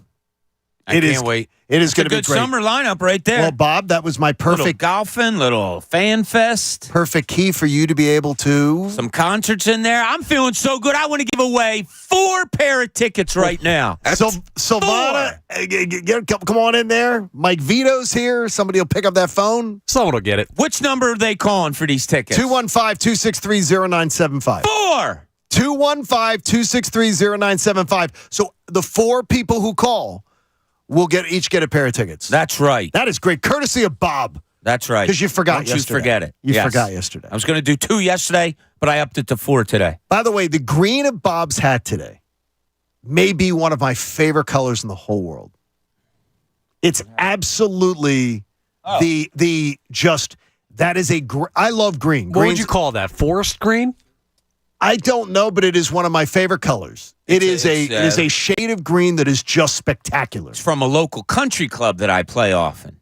Very, very nice. And Saucon. John, were you here for my first car? The first Mustang, not the white one, but yes. I had one that was that color. No, I don't remember that one. Yeah, it was the color of Bob's hat. I love that car. Yeah. I've never seen a Mustang in that color. Yeah. What is it, a forest? I guess a forest green would be. It's beautiful, though. Kelly? Great color. It's not Kelly. Well, it is darker than Kelly? Well, it is like a master. That's not Kelly green. Yeah, it's like a Masters green. It almost looks like. It does remind me of Augusta. Hey, a little darker. Hey, with Colonel Seasons popcorn seasoning, you can turn up the flavor on popcorn. Add interesting with Colonel Seasons today, available in the popcorn aisle. Greg in Yardley wants to check in on Joel Embiid here. Greg, what's going on, my brother? How you doing, John? First, I want to say good luck with your battle. Thank you, man. I appreciate that. You sharing that with everybody, and just want to wish you well. I appreciate it. I'm gonna make you proud. I promise. Appreciate that. That's great. Hey, so what I wanted to say about Embiid was, look, let's not turn him into Nikolai Jokic. He may be able to do some of those things. He may not be able to do them. What we want to do is make him a more intelligent basketball player. And the thing that made me nuts in that Celtics series was when Marcus Smart was covering him and he's trying to score from the wing. If you have 9 inches on a guy, go into the block and get the ball. And he refuses to do that. And I don't believe I do not believe Doc Rivers was telling him not to. That's my issue. The coach is not getting his point across. Whether the player's being stubborn or the coach isn't coaching him right, something's not going correctly there. Look, I'm not saying I want Joel on the block all day and all night, even though that does give him the advantage most times. Look, he's a great jump shooter. He's got a lot of skill. But look at the situation, determine who your matchup is, and then take advantage of it. And when you see the double team coming, look for the open man, don't panic, and get the right pass. Yeah, and I just don't. I believe, Which and is thank what you, Jokic Greg, does so well. but I do believe that he did not. I don't believe that Doc Rivers was telling him not to take it to the rack. No, God, no. And, Here's and, the and problem. this is what he decided to do. Joel Embiid doesn't know how to post up well. You know, the numbers will say, oh, he's the biggest post-up guy in the league and all that stuff. That's fine. Yeah, he catches the ball in what is considered a post-up position. But he is not that guy that is, and you know I love Embiid's play, but he's just not good at that part of a power game. No, he's not good at setting himself on a block, catching, turning, and going up powerfully. It's just, he can work on it. He can get better at it. Greg said, oh, I don't want him to become Jokic and all that. Well, right now he's the best player in the game. I wouldn't mind stealing some things from him. I think Embiid can be a better passer. Why not watch Jokic in the way he passes, the way he sets himself up to pass, the way the offense moves to give him open passing lanes. Joel Embiid's whole game is a copycat game. You watch it. You see Michael Jordan in it. You see Kobe Bryant in it. You see Hakeem Olajuwon in it. You see all these different players that he's emulated and admitted that that's what he does. Why not learn from one of the best in the game right now? Why not just watch all those players too? And when they had a huge physical mismatch, they weren't chucking up threes from outside. They weren't. Any one of the players that you mentioned, that wasn't their game. If they had the physical mismatch, they took it to the rack. Yeah. Joel Embiid doesn't want to. It's a balance thing, though, because we talk about injuries and injury prone and this, that, and the other thing. And when he hears that and when the doctors talk to him, like, he wants to play. So you think about it. He knows if he gets slightly banged up, he's going to get sat down because these guys want to rest him a lot, or he wants to rest himself. And you know the only way the doctors know to even look at you? is if you tell them you're hurt. Correct. Or if you do oh my gosh, I'm an extra from Save It Private Ryan. I fell on the court and then it takes me, slowly getting up. Come on. Or you get your ass up and you get back to the bench and you're right back there. Or you just get down the court. Or there's a spreadsheet somewhere that says check Joel Embiid every Wednesday for this, that, and the other thing. And he's at the mercy of that at points. I think it's a combination. I don't believe that's the case. Bob would be far more educated on that than I am.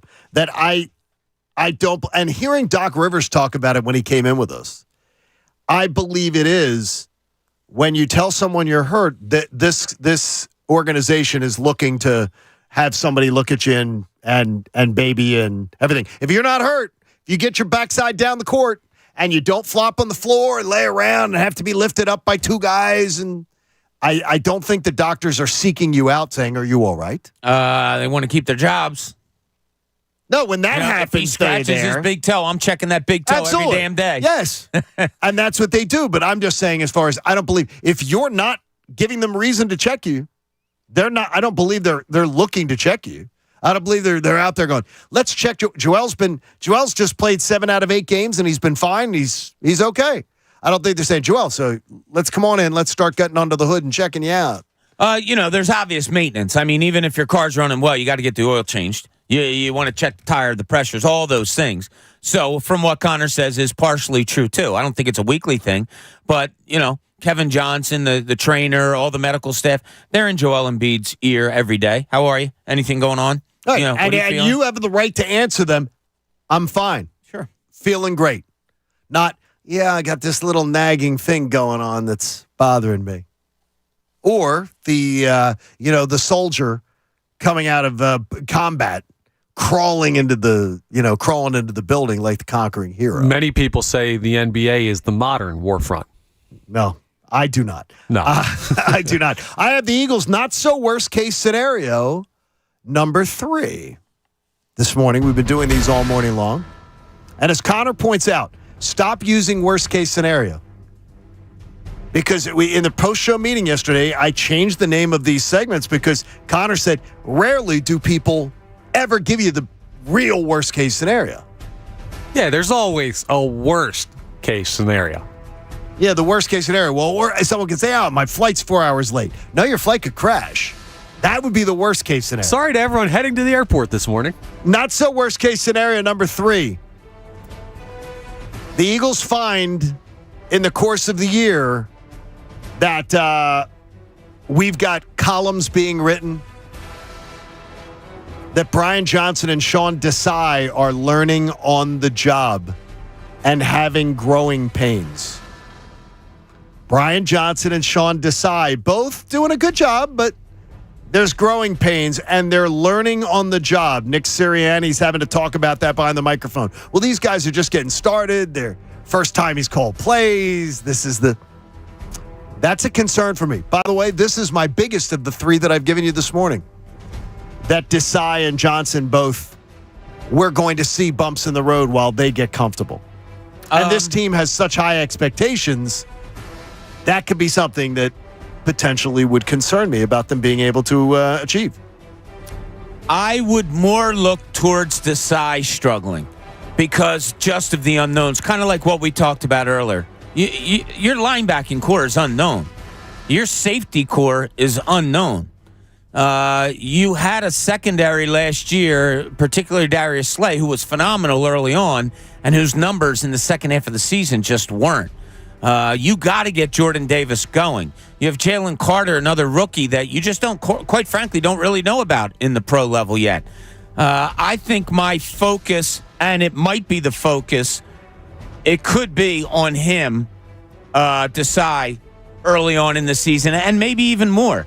Now, as far as Brian Johnson goes, he's got a little bit of a cushier job, if you ask me. Oh, yes, he does. You know? We did the exercise earlier. Yeah, exactly. It proves it. I should have thrown offensive and defensive coordinator in there. Do you trust Brian Johnson? Nope, Do you trust Sean Desai? No, I have to. I've got to trust and verify. I think Johnson, if I could label it, come in here and don't mess things up. Okay. Whereas Desai, it's, man, you got to get something out of boom, boom, and boom. So it's interesting. I think it more goes. I like That's this my question, number John. one. This is my number one of the 3 that I've given so far today. I think we're going to be questioning. I don't want to say questioning. I think our attention as fans and followers will go more towards Desai first 6-8 weeks of the season than it will Brian Johnson. Yeah, well, those are the biggest losses of the offseason so far, right? I mean, Chauncey Gardner-Johnson's certainly up there, but the way he left, I think, kind of leaves people with questions about what was going on. It was okay. There were weird circumstances. So outside it seems of him, like that's everywhere he is. Right. Yeah, I know. And that's part of the reason I think that there are those questions with the fan base. And that aside, though, talented player still. Outside of him, you could argue the biggest losses of the offseason were Jonathan Gannon and Shane Steichen. Like, those are big changes, and you ran back a lot of the rest of the defense and offense and everything. So I think naturally the questions, if this team struggles, will go to the new pieces, and the biggest new pieces are your coordinators. This is my greatest source of anxiousness. It's funny. I don't. Brian Johnson less Desai, than I'm anxious. Desai. I'll give you Desai. Yeah. But again, is that calling a game? There's a rhythm to it. That comes with reps, and I've been told that over and over again. And that I've actually heard that calling a defensive game is easier than the offensive game. That there's it's more situational. It's more easy. You're trying to get much more creative. usually on the offensive side than the defensive side. The defense is like a shadow boxing game for a quarter. You ease into the game. You start to see how things go. Sometimes, remember Jim Johnson's defense? His defense gave up points on the first drive constantly. It was kind of like a Larry Brown thing where he got there, he saw it, and then he made the and then he'd pick you apart. Yeah. And then he'd give up yards on the first drive. And it'd be like, wow, what's going on? And then they'd just go, okay, see what you're doing today. Let's shut it down. Yeah, I never thought of one as easier than the other because, it's a chess game. It's such a chess game. You're trying, I think, call Yahtzee. You're trying to go for the big, bold moment more on offense than defense, I would think. Sure. Like situationally, 3rd and 15. No one needs 3rd and 15 from your own 15-yard line. Nobody needs to tell me as the defensive coordinator to have some guys pin their ears back and get the hell after the quarterback. Well, yeah, you can have 3 negative plays on defense and get the ball back. Yes. Like offense, you need to have positive plays basically every time. Hey, we were talking about Joel Embiid a lot today, and Mark from Mount Airy wanted to check in. Good morning, Mark. Good morning, fellas. Hi, Mark. Hey, how you guys doing? I just wanted to basically ask you guys a question. Do you think Joel Embiid's personal philosophy around basketball is fundamentally flawed? Because you brought up that Jokic has said who he models his game around, and there are people that are kind of comparable to his size, particularly Dream. But we have heard people that Joel Embiid models his game around. These are people that, like, he has come out of his mouth who he says he models his game around. And he said people like Kyrie and stuff like that, they're nowhere near his size, and he can't play their game the ways that they can. And when guys like Charles Barkley and Shaq or even Hakeem has tried to reach out to him to offer their help or to offer their criticism on how he could get better, he has basically disrespected them or insulted them in ways. So, like, well, I don't know. I haven't heard that one, Mark. I ever hear that. I can tell you, Shaquille loves him. Absolutely loves him. Yeah, when I talk about Joel Embiid emulating other people, like I'm talking moves. He's studying tape. Yeah, he's studying moves and plays and shots. I don't think he's emulating his game, as Mark put it, after Kyrie Irving. No. Maybe at one point he said, I could handle the ball as well, or I want to handle the ball as well as Kyrie Irving, but he's not. It's a big difference. He's looking to emulate a Kobe half turnaround fadeaway. He's looking to emulate the spin moves of Hakeem Olajuwon or Michael Jordan, whatever. I don't think he's emulating. His philosophy is theirs, so to speak. Hey, with Colonel Seasons popcorn seasoning, you can turn up the flavor on popcorn. Add interesting with Colonel Seasons today, available in the popcorn aisle. Connor, you were talking about seeing that Rick Camp home run, which extended that Mets-Braves game. By the way, that was a 4th of July, I believe. It was. And it kept and they did the fireworks afterwards in Atlanta, which then made them put a law in that it could never be done again. That's because they were waking fun. people up at like 3 a.m. or something with fireworks. Had you seen that ever before? Never. It showed up on my Twitter timeline yesterday, and I imagine a lot of people my age because it happened back in 1985. And people never saw it. No. But I mean, and people turned that game off. That was on TBS nationally. Yeah. And it was also on WOR. It was the 18th inning, Braves down a run, and they didn't have anybody left. So they're just like, okay, I guess we got to pinch hit a relief pitcher. And Rick Camp comes to the plate batting. I think it was 061. Yeah, and hits a home run to tie the game. It was unbelievable. You can hear the announcers in the clip saying if he hits a home run to tie it here, this game really is crazy, and he does. It was one of the more improbable moments I can remember seeing in sports in general, even though I just watched it in the video, and I'm sure it was even crazier for people who witnessed it live. So I just wanted to know some of the most improbable moments that you've seen. I'm going to take one off the board that is similar to this one. The Bartolo Colon home run is gone off the board. Okay. You can't have Bartolo because it's too similar, and that one's mine. I claimed it. The day of my buddy Brian Gill's wedding. And Brian. Was that improbable he was going to get married? No, because he's like, women were knocking the door down to marry Brian. I mean, he's great. Brian's a great dude. I know it was his wedding. I believe it was July 3rd of 1993. Okay. It was the Mitchie Poo game when the Phillies won at 4:36 in the morning on a single by Mitch Williams, on an RBI single with Mitch Williams pinch hitting. And the second game of that doubleheader began at 1:25. And on Prism, there I am behind the dugout on the first base side, sitting there, stayed the entire time and That's did not awesome. leave. And then went home to bed. But it was, and then went to a wedding like 4 hours later. Wow, you don't have to be that awake for a wedding. Oh, no. Get all boozed up, you'll be good to go. Yeah, the Gills had a good open bar, so I'm sure it was, well open there. But that, to me, will always be the fact that, too, we didn't bail, we stayed. Yeah. That, to me, will always be an event like that, 4:30 in the morning. I was like, I wasn't going to miss being there for history. Badge of honor. Bobby, you watch a lot of basketball in your day.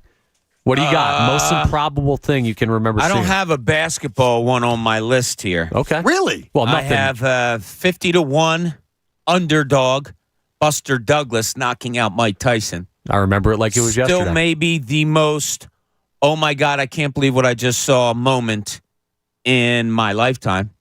That was incredible. And I segue that and, oh my God, I can't believe what I just saw. That was Joe Buck's call when 88, Kurt right? Gibson hit the grand slam on one leg against the Oakland A's, right? Yes, Or the Oakland A's, Dodgers. game 1 of the World Series. Yeah, that was pretty improbable. That was incredible, that game. Basketball, you could say the Jordan hangover game, flu game, whatever you want to call it. Whatever he wasn't 100%. And I don't know, basketball improbables. I can think I'm of sure one. There's a few, What? more than a few, but Do you want me to bring it up? Yeah. The ball hitting off the rim 4 times. Oh, yeah, in the that's final true. second? Yeah, That- so why? that's a little improbable. I think Embiid has a little bit of like if Michael Jordan woke up with the sniffles, he was going to let you know it. And then he was going to go out heroically and score 45 on you Yeah. and let it be known. I think Joel Embiid's got a little bit of that in him. Look how tough. Look at this. Look what I'm overcoming to do it. Hey, sports at their basis are entertainment. Some people like to build a narrative. I'm not Could saying be. it's right or wrong. I'm saying some people have that in them. I hope Nick Nurse has a way to get it out of it. we Get shall out of see. it. Get out. Stop it. Enough of it. Enough of the drama. Just fight through. Old dog, new tricks. Don't hold your breath. Yeah, I know. Hey, tomorrow I'll be taking on my cancer battle. My chemotherapy begins, and today's show is presented by the American Association for Cancer Research. So I'm hoping all the researchers have come up, because, Bob, I've been told over and over again that I know nothing about chemotherapy because it's been 25 years. It's going to be a totally different experience. That's because of the great work of people like the AACR that support researchers, that support new breakthroughs. Cancer research saves lives, and I've been told I have no idea what's going to happen. And that honestly is scaring the crap out of me a little bit. Like, it's just, I don't remember a lot of stuff, but I remember the bad stuff. And already I'm very happy to hear Dr. Sprandio saying, have a big breakfast. See that? Dr. Sprandio knows. There's 3 of them, by the way. 3 Dr. Sprandios? There's dad, and then both sons. Oh, congratulations on your success, Sprandios. Now he has, Dr. Sprandio's got 2 sons who went to the prep, and they're doctors. And then I said, do you have any other sons? You have any other sons? I asked my doctor. I said, do you have another brother? And he goes, yeah, we have another brother. I said, is he a doctor? And he goes, no. I go, where did he go to high school? And he goes, Bonner. I said, that's how I know. If my doctor walked in and said he went to Bonner, I'd probably say, I need check. Say, You can I- Philly Catholic League Can I people have are the St. weird. Yeah, it's- Can I it's have a the weird St. Joe's thing. prep doctor? I don't want the Bonner doctor. I'm just not. If the Bonner doctor walked in, I'm not trusting it as much. Just got to say. My old I thought boss, the Bonner Pat doctor McClung, was Avidon Appel. had kids that went to Bonner. I'm not trusting them as doctors. But hey, we appreciate it. The AACR doing great work, and thanks for being with us today. John Kincaid Show continues.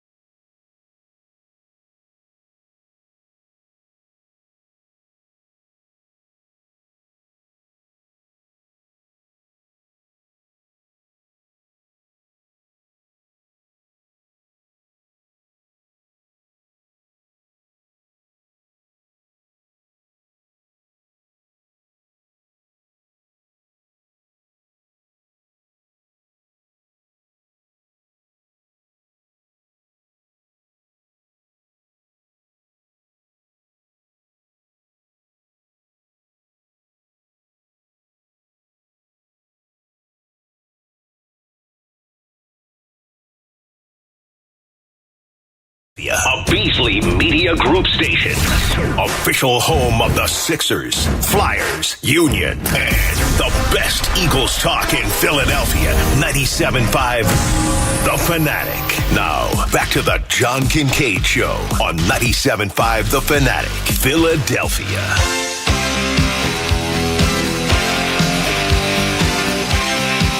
Now, this is a movie that's not overrated. Absolutely not overrated.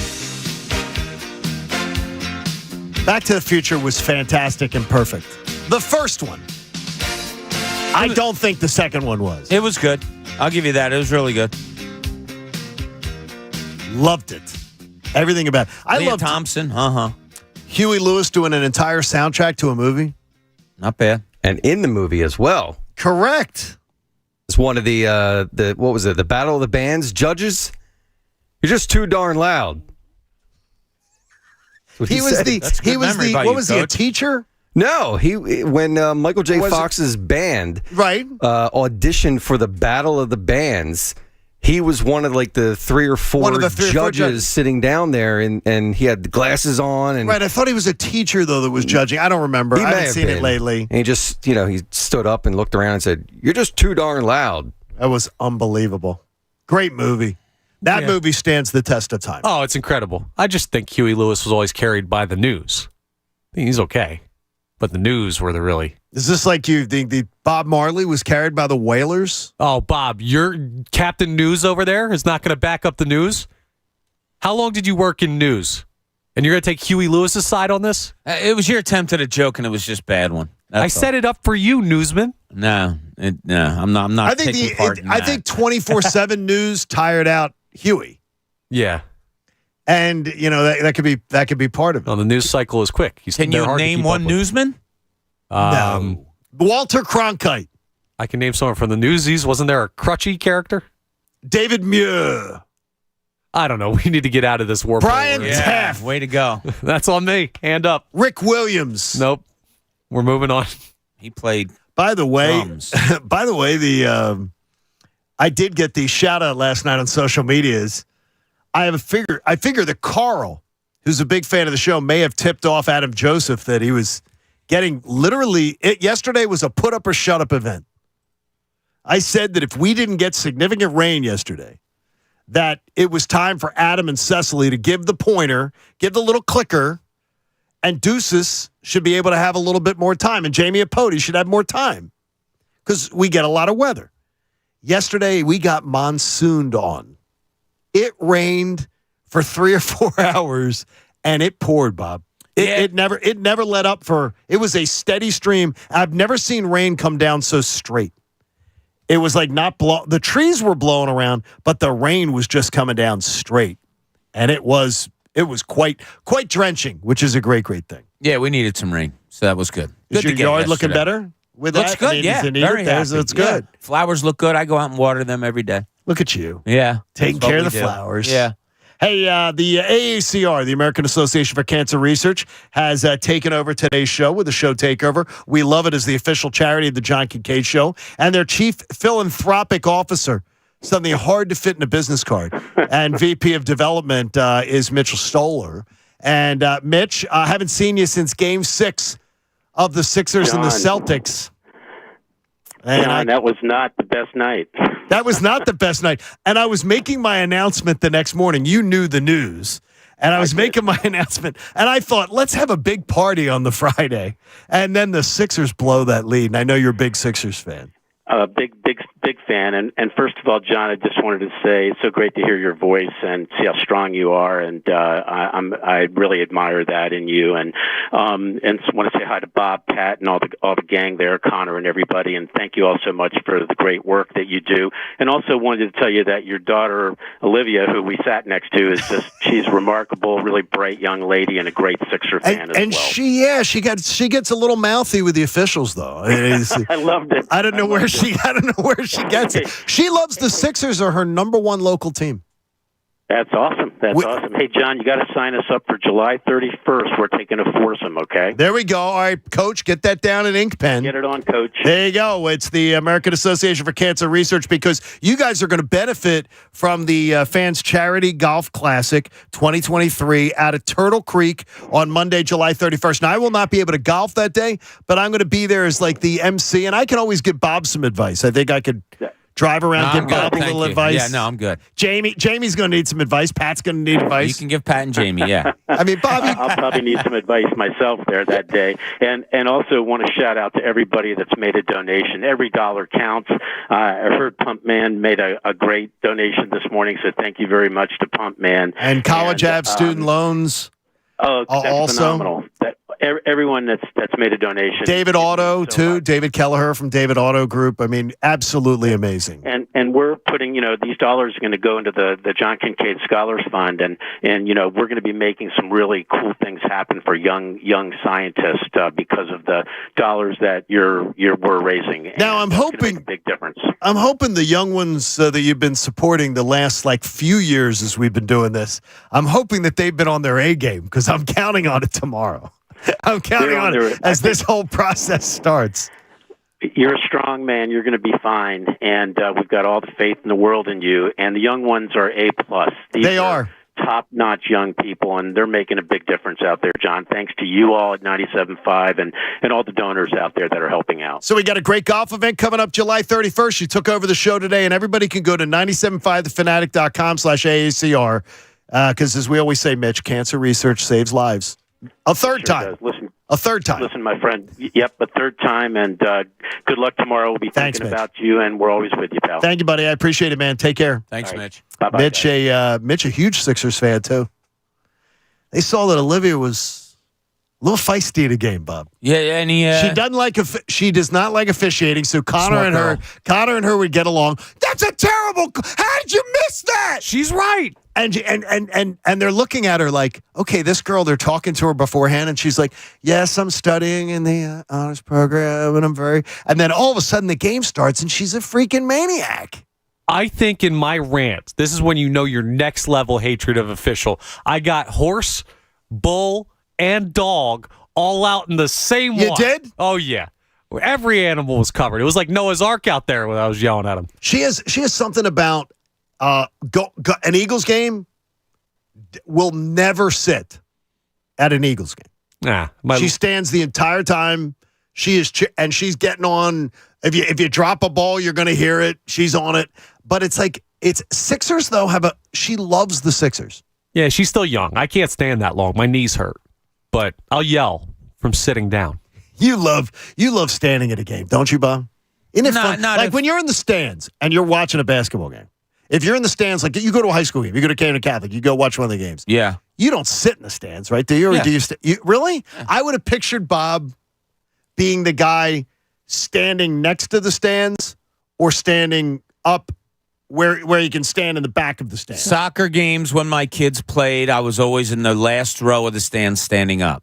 There was like a group of fathers that we all stood up to, me and John Martino and different guys like that. But we would all stand in the back and watch the game. No, basketball games, I just sit in the middle. I sit behind the bench in the middle of the stuff. That's all. So you'll just sit there and are you not to your own kid, but are you vocal at a game? Oh, I always cheer for the kids. Yeah. I never say anything detrimental at all. Ever, never, never, never. What about officials? No. Oh, I don't think that's true. No, I don't believe Bob would ever do that. Bob got ejected once. Yeah, Bob got ejected because he was telling the parents to quiet down, and the referee looked up and saw me talking and kicked me out. And then after the game, came running over to me and said, I am so sorry. I realized what you were doing as soon as I said, could you please leave? So officials can be wrong sometimes. Yeah, everybody can be wrong sometimes. Yeah, he wasn't wrong in your case, as we learned. No. You described the play. He was wrong. And you were wrong. He was wrong. No, you were wrong. I was wrong. You were He absolutely was wrong. I tried to Bugs Bunny him. You said it. There you go. Didn't get him. They didn't get me.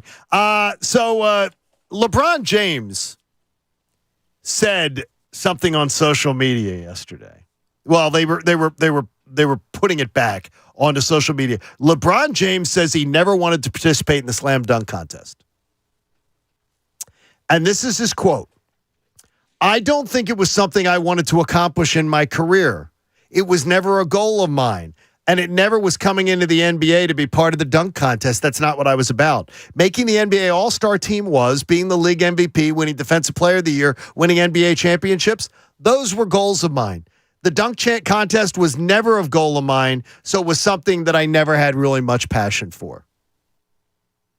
I think it's okay, LeBron, and I am a huge fan of your work, but I think it's really okay to just say, maybe I wasn't the best at everything. Maybe I wasn't just able to show up and be the best in every event, because I think there's a reason there. He didn't have the passion. He didn't think he could win. Maybe he's just telling the truth. He didn't feel like participating. Why take those, years off your legs doing a slam dunk contest?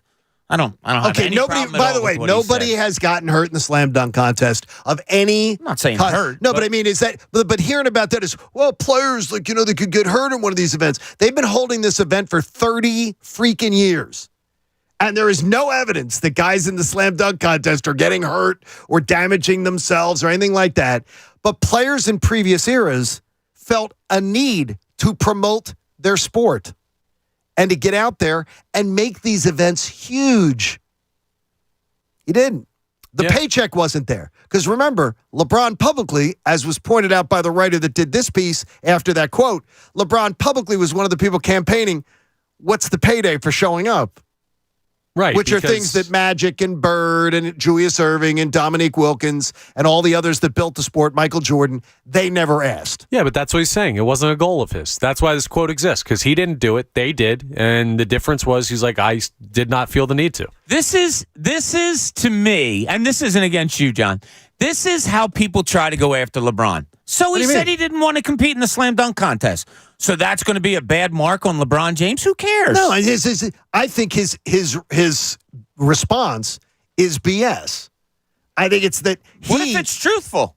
Well, he says it was never a goal of his, but what are you paying me to show up? He was one of the leaders of players going, well, what kind of money do you want us to show up for? The guys who made his NBA, didn't ask to be paid. They just showed up and did it. They promoted their sport. You're looking for something here. No, it's not. I am one of the biggest LeBron James defenders that is out there. This is absolutely a BS response. You weren't getting paid, so you didn't show up. Just admit it. And you weren't getting paid, so you didn't want to come. That's kind of what he's saying. No, he said it wasn't his goal. Exactly. No, he said it wasn't his goal. So if you want me to do something that's not my goal, you damn well better pay me. That's a way of looking at it.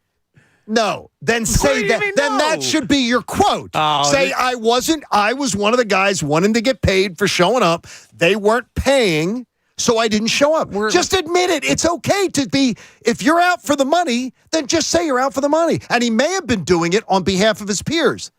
His peers may have said to him, LeBron, if you are one of the guys who campaigns for us to get paid, you have the clout to get it done. So maybe he was doing it to be one of the boys, to get people paid. I think we're getting caught up in the wording again. No, it was that was a long quote from him. Yeah, I just think generally that's what he's saying. And then he recites everything that he did win in the NBA to say those were my goals. So in other words, I checked every goal that I ever had. He kind of has, yeah. I think he has. Yeah. I think he's a great player. I think he's one of the greatest. He is absolutely one of the greatest of all time, and in the conversation for the greatest of all time. Yeah.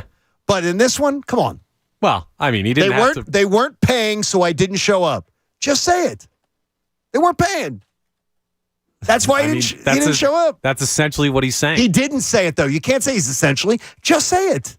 I wasn't getting paid, so I didn't show up. You can infer by him saying that it wasn't my goal that he would have needed some type of significant incentive to partake in the competition. And he didn't get that, so he didn't do it. It's amazing. I think of what the legends of the game. Think of what the legends of the game got paid. Oh my gosh. And what they showed up for free. For free. Or to win a car. By the way, they could win a car. In the early slam dunk contest, they could win a car. This does nothing for me. They could do. You don't. I mean, Julius Erving didn't win any won one championship. I mean, we're going to compare. No, I'm not comparing. I'm just saying is that I don't. If he didn't want to participate, if he wanted to get paid, whatever it may be, you can just say. I don't care. I don't care that he never was in a slam dunk contest. Like it doesn't. Really, we're going to pick on him for saying this. Well, I just say what if you're going to give the big long diatribe answer of why you didn't do it, just say too. I wanted to be paid. They weren't paying. It's okay to say that. I don't know if that's his reasoning. You're assuming that's his reasoning. I can't assume that. He said it wasn't one of his goals. So what? He also said one time he did want to be in a slam dunk contest, according to people.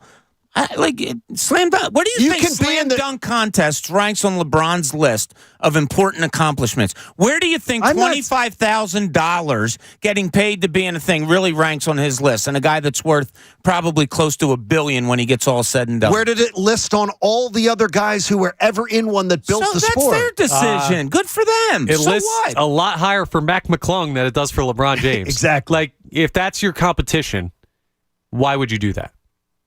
And if the best player in the game is playing in it, others would join. Yeah, that's what always happened. Probably he just didn't feel the need to. He didn't have as much. I don't have a ton of respect for the concept of the sport was built by the forefathers, and here's what they did to build the sport, and then the next generation says, "Well, we're no." I just don't. I think it's. Who's going to be better remembered for building the sport? Dominique Wilkins and Julius Erving stuff for being in the dunk contest, or everything that LeBron James has accomplished in the game? That's because he stepped onto a bigger stage than they did. They helped build the stage. I think he made the stage quite bigger during his time. Jordan did it. And Jordan was part of it, and Jordan felt the need to be a part of it. They built a stage big enough that LeBron didn't have to. Hey, the 9 a.m. hour of the John Kincaid Show is brought to you by the Bagster. It's a dumpster in a bag. You can get yours today at Home Depot and Lowe's. And for details, go to Bagster.com. Ruben Frank, who does a great job. He hates you. He does not like me. I have no idea why, but he doesn't like me. I've always been nothing but nice. That's not true. Nothing but nice. Yes, it is true. He doesn't like me. Does not like me. Really? Yes. We should get him the answer on that. Does not. He's welcome anytime. Does not like me. Would complain when I would be scheduled to be on the same pregame show he was going to be on. Oh, is that? I didn't know that. That's what he would do, yes. He would complain about it. Wow. But I am a huge fan of Rube. He is one of the people that I think is one of the best at finding. I think he's like a Jason Starkish for the Eagles. If you're an Eagle, if you cover the Eagles, he is like Jason Stark. He likes his numbers. Amazing numbers, and you know how much I love numbers. He had some great ones as we get ready for training camp. That he was questioning, is Devontae Smith a top 10 receiver in the NFL? I have trouble saying that a guy who's not even the top receiver on his team is a top 10 in the league. And nothing against Devontae at all. Well, here's the numbers to try to convince you. Smith was 8th in the NFL among wide receivers with just under 1,200 yards. Over the last 8 weeks of the season, he had 715 yards, and only A.J. Brown, Justin Jefferson, and Devontae Adams had more in the NFL. Okay. Then he added 197 yards in 3 playoff games, and that's 5th most by any Eagle in any postseason. He was the 7th youngest player in NFL history with a 100-yard game in a Super Bowl. And he says, how many players in NFL history have had 1,196 yards in the regular season and a 100-yard Super Bowl before their 25th birthday? Devontae Smith, the only one ever in NFL history. It's pretty. He's right there. Rube makes a great case there. So you go Justin Jefferson, Tyreek Hill, Stephon Diggs, CeeDee Lamb. Better, yeah. I think CeeDee Lamb, yeah. Devontae Adams. Of course. Yes. DeAndre Hopkins. Chris Godwin. No, not DeAndre Hopkins anymore. Oof. No. You're going to have a hard time convincing people. Not for me. Not for me. Chris Godwin? No. He's going to go down now, but... I don't think so. If you're saying better, the 5 you mentioned before, absolutely better. A.J. Brown? Yes. Yes. Jamar Chase? Yes. Yes. Easily. That's 7. Yeah, here you go. You know, I mean that's what you're talking about. And those 7 are Mike Evans. Close. I think Mike Evans better. Amari Cooper. No. Brandon Ayuk. No, absolutely not. No, I mean it's right there. It's right there. Yeah, it's close to that. It is. It's closer than I thought too. You're right. He makes a great case there, though. Absolutely amazing. He brings out another number.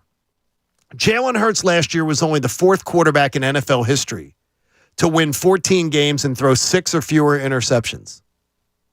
Tom Brady in 2010, Aaron Rodgers in 2011, and Patrick Mahomes in 2020. That's pretty good company. That's incredible. Yeah. I mean, absolutely amazing. I mean, to me, that's crazy. 14 games is a lot, especially when you've only had, 1 or 2 17-game seasons. I would have thought that somebody would have snuck in there with a great defense, like a Joe Flacco, like somebody whose team got wins and you just didn't throw picks. But that's great company to be in, isn't it? Rube did a great dive on Rashad Penny. He was 49th most among NFL running backs with 10 carries. He had 9. But he was 4th most games with 10 carries and averaging 6.5 yards rushing. So when he's healthy, he's dominant. He's a home run hitter. And big time, Tony Pollard, Lamar Jackson, and Nick Chubb were only 3 that had more games at 6.5 yards per game or higher. That's pretty amazing. But can he be healthy? Yeah. As Rube points out, can he be healthy? That's the thing, though. If he is, you've got an incredible backfield. That's why I'm looking at it like if either of these guys go down. The ceiling on DeAndre Swift and Rashad Penny individually is so high. Like, they've got drawbacks, of course, which is why they were available. But, man, this could be such a good backfield. I mean, there's a lot of flexibility.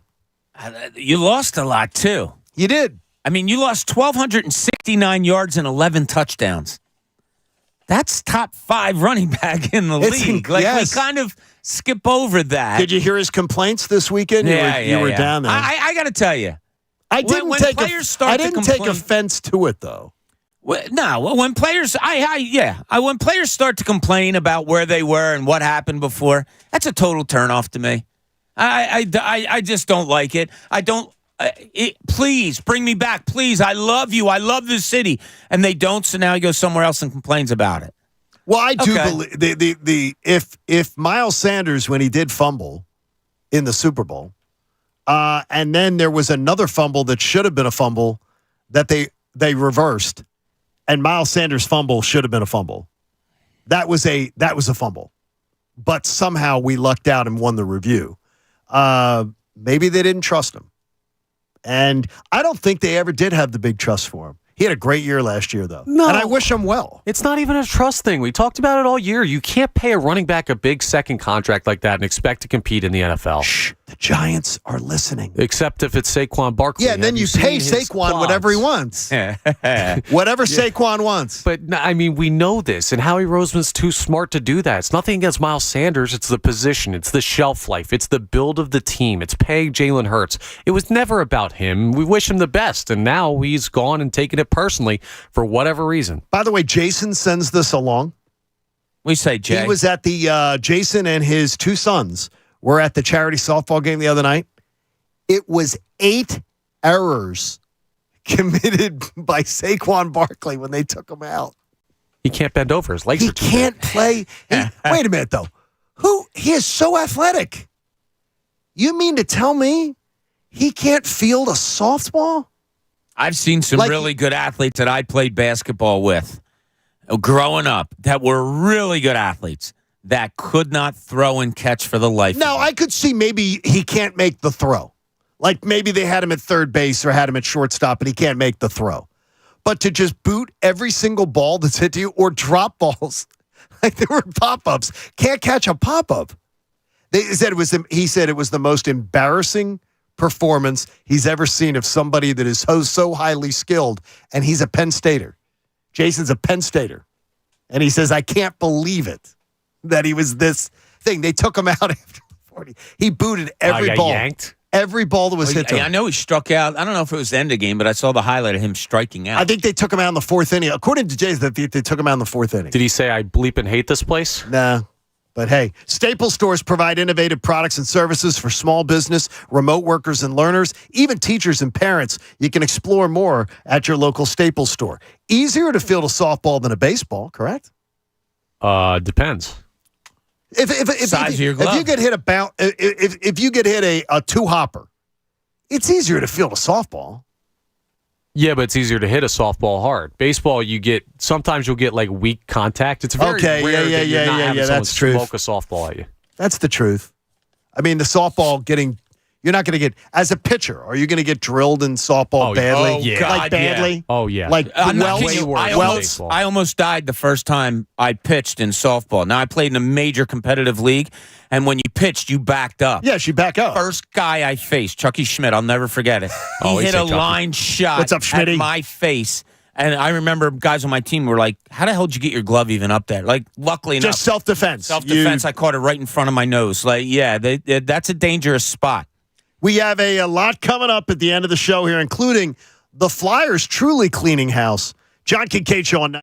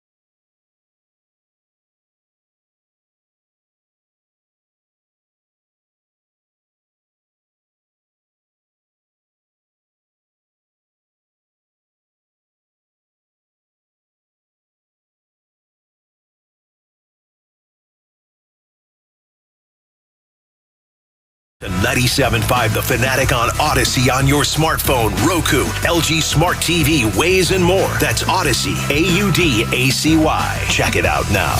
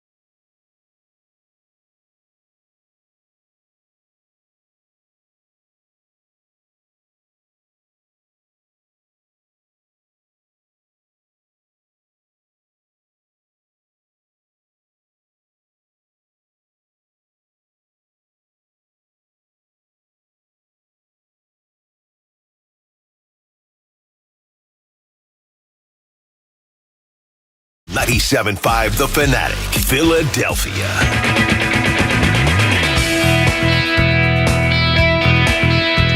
Heading down the home stretch, John Kincaid Show on 97.5 The Fanatic. And you know you can bet Philly baseball all summer long on the Bet Parks Casino and Sportsbook app, the official sportsbook partner of the Real Philly Sports Fan. You got to be 21 in Pennsylvania, Jersey, or Ohio. If you have a gambling problem, please call 1-800-GAMBLER. So we saw Denver win the NBA title last night. Las Vegas can win the Stanley Cup tonight. The and Vegas then lunch Golden is Knights. on you for all of next week. Oh, man. You're cashing in I the got big lucky. money. Well, totally lucky because I was feeling pretty good. Got the NBA Finals, did one bet. Denver in 5. Did the NHL Stanley Cup Finals, did one bet. Vegas in 5. But then what I had to do was go to my Bet Parks app and review my gambling history for the year, Bob. Okay. And I was doing some of that this morning, and I found I had really good stretches last year, like during football season, really good stretches. Weeks where I was triple digits ahead 4 consecutive weeks. And then I realized that over a 5-week period, I almost gave every single one of those dollars back. Like I love being able to track your one loss so you actually can get a look at it. Because every time you think you have sports wagering figured out, you don't. Even when I'm on a hot month, I'm like, nothing's missing. I don't think I've ever thought I figured it out, to tell you the truth. I have some patterns. Sometimes there will be good streaks when I bet less. Sometimes there's bad streaks when I'm betting less and or more. I don't know. I just haven't figured it out a little bit. See, now I found one. I believe, Bob, maybe there's personal patterns.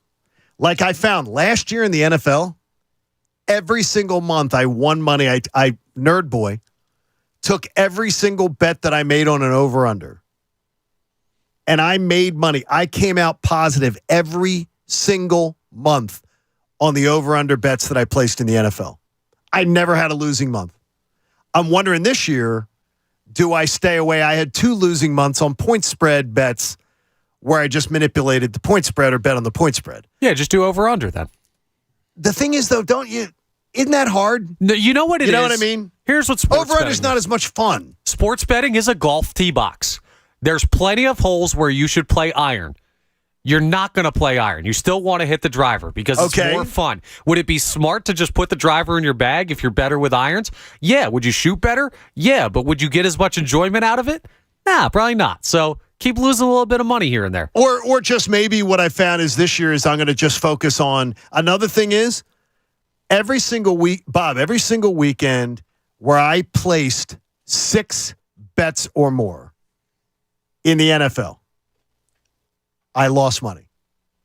Every single week that I bet 3 or less, I won money.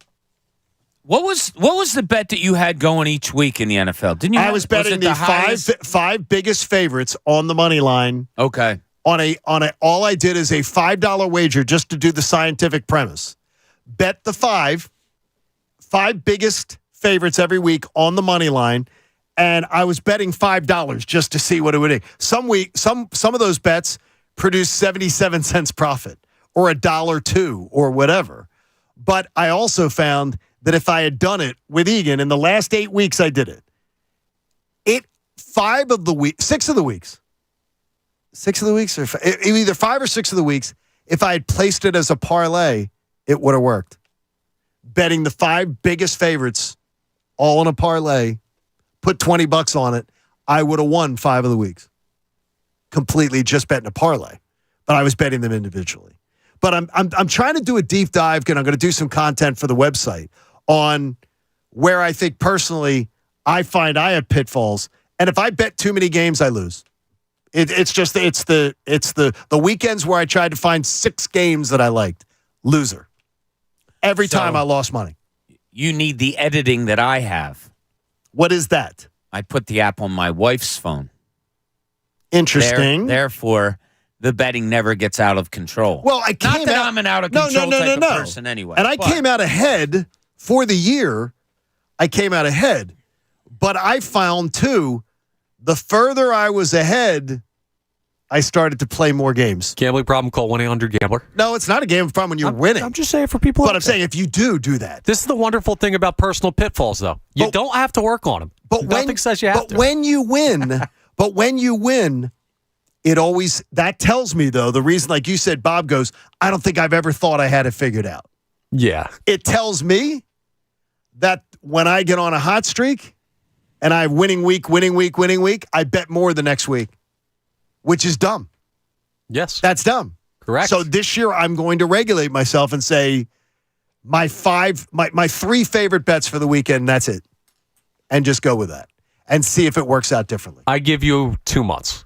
What, you think I'll change it again? 2 months of the season until you come up with some theory that Pat disagrees with that has you betting like 7 games a weekend. Well, that was just for a scientific experiment. And by the way, it made me money. Now, it did make me a lot of money, but it made me money. Yeah. Listen, that's all that matters. The Flyers are really cleaning house. Valerie Camillo announced her departure yesterday. So that means after Dave Scott, Chuck Fletcher, and Valerie Camillo, they've cleaned house.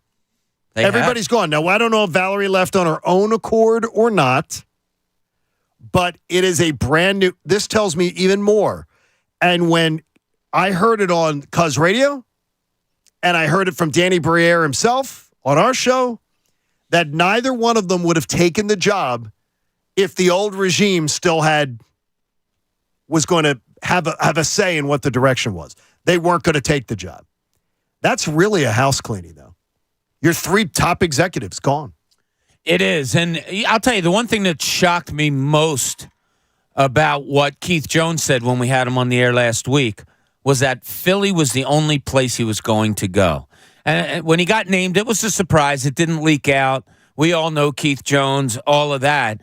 Surprised that he takes that major position, maybe because of what he did here before. I don't know. But everybody talking about how smart he is, how he sees the league, and this is the way to go. I would assume there were other teams that may have called him and said, like, hey, have you ever thought about getting into the league this way? Or a lot of broadcasters have. I guess. But the fact that he would only come here, I kind of like that. I don't know why. I can't explain it, but I kind of like it. What do you like about it? Well, like I said, after he was named and to have a lot of hockey gurus from around the country talk so glowingly about him. Not that anybody's going to get behind a mic and say, no, he's an idiot. But you could hear a couple of, that's surprising that the Flyers are rebuilding and they get somebody that has no experience in this. I like his loyalty to the city, so therefore I like it. It's just to talk about the broadcasters. I'll be rooting for a good friend of mine, Darren Elliott, one of my best friends from Atlanta, who was the color analyst for the Thrashers, who then went to Detroit after the Thrashers left, and then he took a job as vice president. He's a Cornell guy, so he's a smart dude, played in the NHL. He is a vice president with the Golden Knights, and I'll be rooting for him tonight. But he came out of the broadcast booth as a color analyst on national and local broadcasts for 20-some years and then got a front office job. So sometimes you don't have to have the front office experience. You just have to have the connections in the league. Yeah, I mean, obviously that helps. Elton Brand has those connections around the league. And, you know, we know the questions that have surrounded him among many. Danny Briere really doesn't have a whole lot of experience. So you're doing a rebuild, a retool, however you want to label it, and they've labeled it freely as such, with two guys that really don't have a hill of experience. Yeah, well, there's no school for general managing a sports franchise or running a sports franchise as a president. Well, there's ways to get experience. There absolutely is, but I'm saying that there are other things that are beneficial as well, too. It's not like the majority of these people went to Wharton and have this law degree and this, that, and the other thing. Which Danny did, by the way. Yes. He went to Wharton, which is good. But I'm saying it's not a prerequisite for the job. Like, the fact that they don't have experience doesn't disqualify them from having the opportunity to be good at it. And I think a lot of people view background as a super important part of this. If you have the connections, if you have the passion for the job, and if you just have general intelligence, I think those are good baselines to start with for guys that would be good at this job. The Prez online, Prez. What do you say, Prez? He's at President Embiid on Twitter. He says this tweet last night: the Sixers will win the championship next year. Joel Embiid will win Finals MVP. Save this, screenshot this, bookmark it. We are coming. Okay? At President Embiid is the account. He might be a little biased. He may be. Now, he is, though, followed by Joel Embiid. Ah. Well, I mean, what do you think, a burner? Or family member? Nah. Or family member? Nah. Look who Joel Embiid follows. I mean, who in Joel Embiid's family would be tweeting that? Why would you think anybody in his family would be on social media? And then would be like, you know what? I'm hearing all this Jokic stuff. I'm going to defend him. Nah. Joel Embiid seems like a guy who battles his own battles on social media. I don't think his family feels the need to defend him. Do you think Joel Embiid has a burner account? No. I do. I don't believe it's this. I don't believe it's this one. Think about the stuff he used to tweet from his main account. No, I mean, he said fun stuff.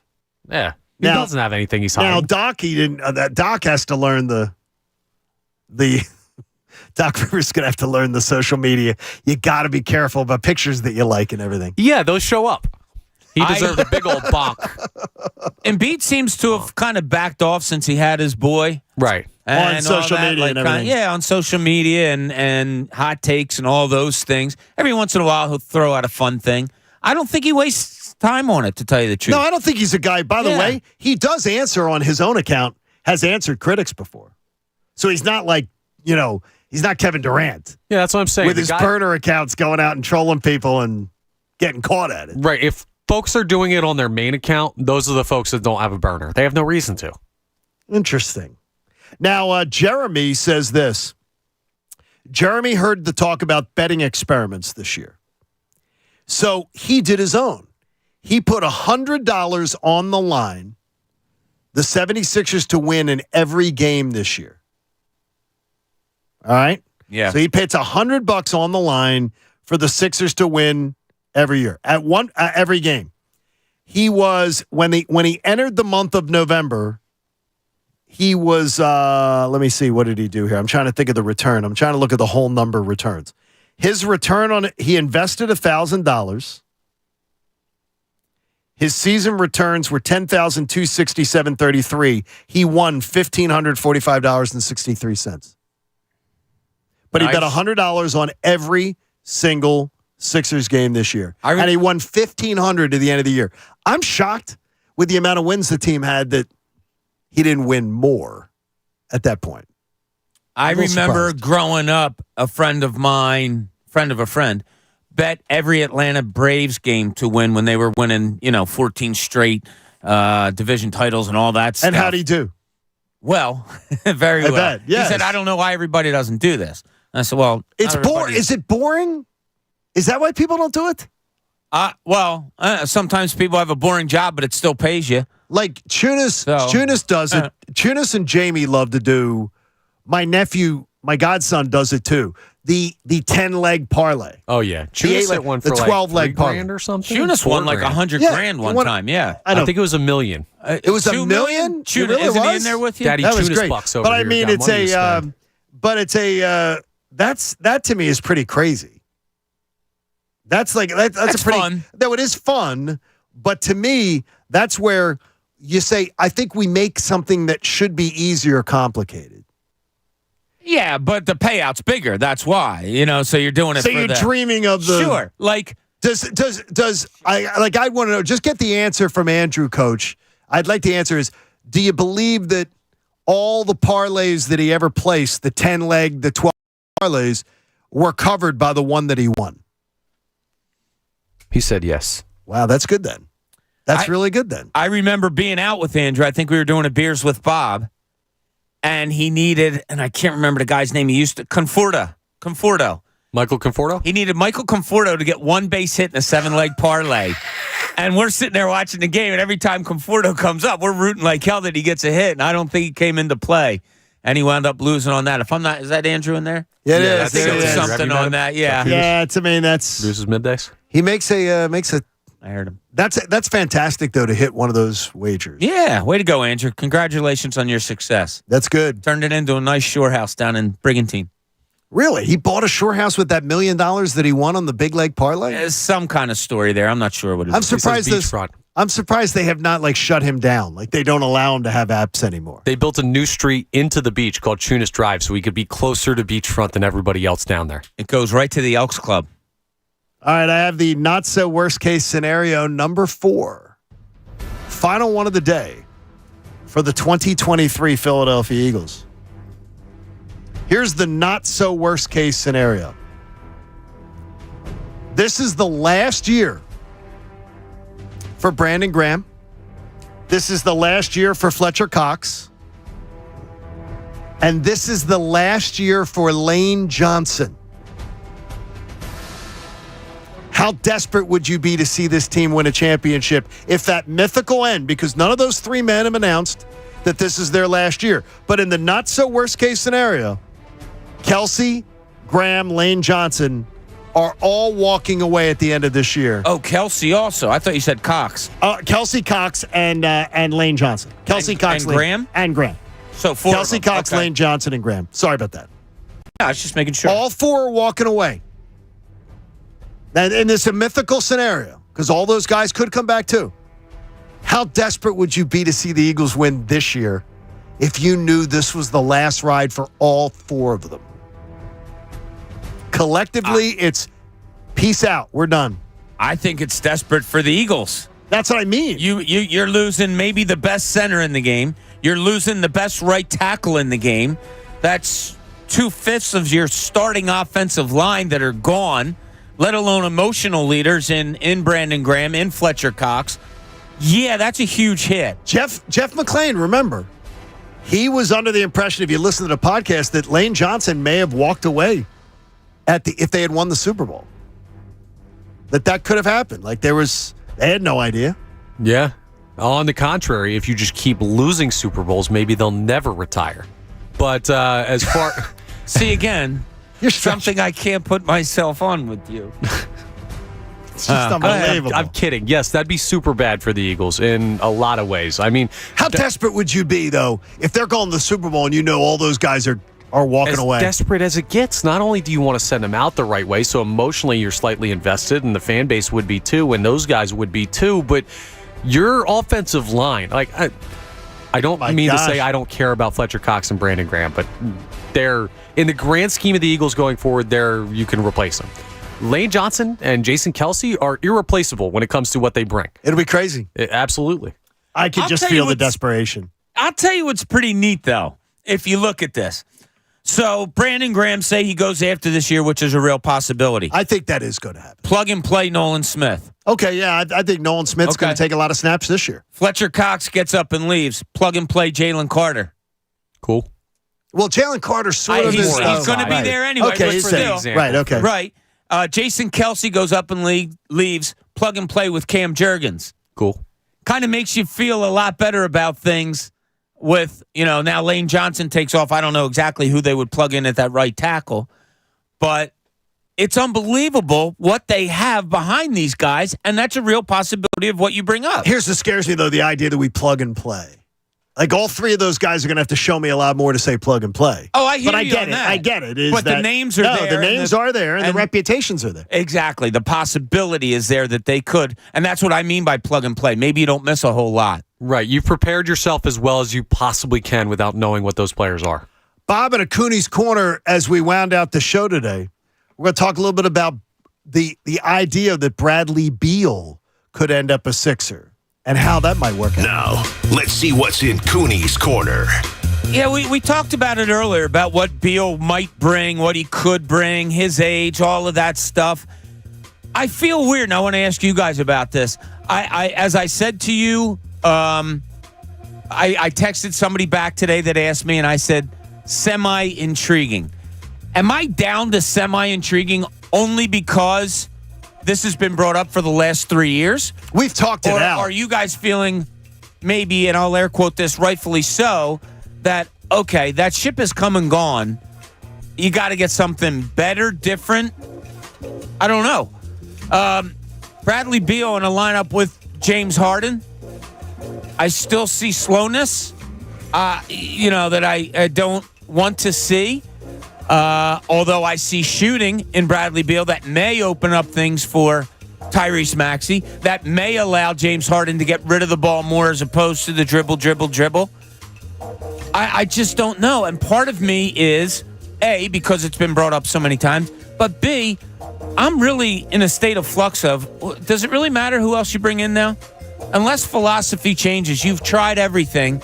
I need to see a whole philosophical change and a different kind of type of play around Joel Embiid and with Joel Embiid. Who would benefit the most by Bradley Beal? If Bradley Beal came in here, who do you think would benefit the most by it? I mean, because that tells me, because you mentioned that maybe he helps Tyrese Maxey a bit. I don't know if I want to make a move that, if anything isn't going to benefit Joel Embiid the most, you're not getting closer to a championship. So here's where my dilemma lies. Like, what more can you bring in that'll help Joel Embiid? I think Joel Embiid and scheme has to help Joel Embiid. You're right. I don't know. No, I mean, you are right on that. I mean, it does have to be because it hasn't worked. It just hasn't. You've tried, I'll say it again, everything that you've tried around him hasn't worked. So it has to be either philosophical or some different way in which Joel Embiid has to play. Maybe, or this team has to play surrounding Joel Embiid. I just don't know. I just have a feeling that no matter what move they make, I'm going to be kind of like you were for the regular season last year. Yeah, call me when the playoffs start. Yeah, I mean, because I just didn't. I'm going to be call me when the regular season starts. I don't want to hear all the people you've put on the team and around Joel Embiid. I need to see it. Okay, I don't think that's unfair at all. No, I don't. That's not unfair. I mean, I don't think Bradley Beal helps any individual player on the Sixers if he comes here. Really? Yeah, I don't know. So his game doesn't benefit anyone else's? No, I don't think so, but he helps the team. Bob's right. I think him being a great individual player could be a benefit to the team, but I don't see him as a great facilitator. I don't see him as a guy that, like, if he's in a lineup with what the Sixers have right now, the floor spacing, I mean, their issue wasn't that the floor wasn't spaced. It was that they couldn't move the ball to the places where they spaced the floor to be open. He's not an exceptional passer. He doesn't move the ball that well himself. He can attack well, but I don't know. You kind of had that in James Harden. The only difference is Harden is a better passer. It takes longer to get into sets. The team might be better as a whole, but I don't see Bradley Beal as someone who comes in here and makes anyone on this team's life easier. I've gotten to the point where I think that Joel Embiid can be better, or the team can be better with Joel Embiid if scheme changes. Right. I don't think outside other players. You're going to get other players. You're going to try to get them to be shooters and dribble drivers and all that stuff, and you're going to try to check all the boxes and everything. But I don't think that helps Joel Embiid. You're right. I think Joel Embiid and scheme are the biggest thing that can help Joel Embiid. Nick Nurse on Best Show Ever, and Nick Nurse at his opening press conference commenting on, well, maybe his points go down. Maybe his, like it's not going to be about getting Joel Embiid 40 points. Yeah. That there's going to be a change in, and that tells me that Bob's going to get his change of philosophy. It's not going to be about chasing the MVP award for Joel Embiid. It's going to be about, I need you to do all these other things because it's freaking more important to us than you being the MVP. Because the MVP's doing nothing for me right now. No. Watching Jokic win. The fact that Joel won the MVP did nothing for me. It shouldn't. And I don't mean that as a knock against Bradley Beal, by the way. When I talk about I don't know if he can make a player better. The other thing we got to remember is, for their shortcomings, this is a super talented roster on paper still. And remove James Harden. It still is. I mean, you got a lot of guys that should be able to compete at the playoff level. It's hard at this point to make this team better on paper than what they looked like going into last season. So we have to accept that as well. Like, saying that individual players aren't getting better because of Bradley Beal isn't because he's not a good basketball player. It's because you basically built a great team last year and it didn't work out. So what more can you do? All right. You're being very reasonable today, Connor. Thank you. I don't know what it is. When you're not Something in the stupid, air. you're being reasonable. Yeah. I mean, I'm very like to impressed. toe that line. I think you're being very reasonable today. I told John this before the show today, that my wife and I were talking last night, and she was saying how much she likes you on the air. Your wife was talking about how much she likes me last night? Yes. Tell Donna I said I had no hello. problems with it. Big fans. Does Big she like Connor seafood? Thomas fans. I got a reservation tonight. Long John Silver's. You're going to Long John Silver's? Yes. By the way, I see that Karate Mark has Signed sent up. along. He has signed up. His foursome's already signed up for the Fanatics 2023 Charity Golf Classic, benefiting the American Association for Cancer Research's John Kincaid Scholarship Fund. Monday, July 31st at Turtle Creek Golf Course in Limerick. Tea times at 11, lunch and dinner included. Our show and Anthony's show will be broadcasting live from there. And every player gets a pair of tickets to 97.5 The Fanatics Fan Fest.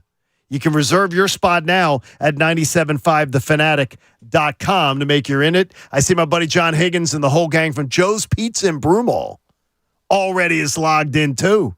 They're ready to go for the Classic coming up there on January the 31st. I'm really looking forward to it. Can't wait. It's going to be an amazing event, and it should be a very, very exciting time, and hopefully everybody's going to have a great, great time with it. Once again, I'll start chemo tomorrow, but a couple people getting saying well, we'll look forward to having you back on the air soon. I'll be back Thursday. And I don't know what this journey is going to be all about, but I've been assured that I'm going to be okay, like as far as being able to handle it. Oh, and no question. Yeah, I mean, and you, Bob, you've been through it. You have a PhD in it more No, recently, as far as you've been through with a lot of friends. Yeah, friends and And family. family and you and yeah. And your attitude is among the best, and the people that friends and stuff, and a brother that went through it all. That's the biggest key. It's huge. Is attitude, and yours is the best I've seen. So keep it up. Well, we got to keep it up, and so I'm going to have a cheesesteak today. Well, that sounds good. Where are we going? Lorenzo's in Westchester. Oh, it's awesome. Will be probably my last cheesesteak before, as I don't know if I'm going to feel like eating it during chemo, but hey, let's get it all in, and hopefully everything will be great. Hey, so I'll be back on Thursday. Look forward to seeing you guys then. Support life-saving cancer research. Join us and our generous partners, and I want to make sure you know them all. Pierce Phelps Bryant Heating and Air Conditioning Dealers, Window Nation, Carney All Seasons, the Davis CPA Group, H&H Heating and Air Conditioning, Paul B. Moyer and Sons, Pump Man Philly, David Dodge, and College Ave Student Loans. And make a donation to the American Association for Cancer Research today. Any dollar amount is welcome. 97.5thefanatic.com/AACR, because cancer research saves lives. The show will be back tomorrow morning. Hopefully you have a great day, because radio comes your way next. Have a wonderful Tuesday, everybody. Hey, if you're wondering,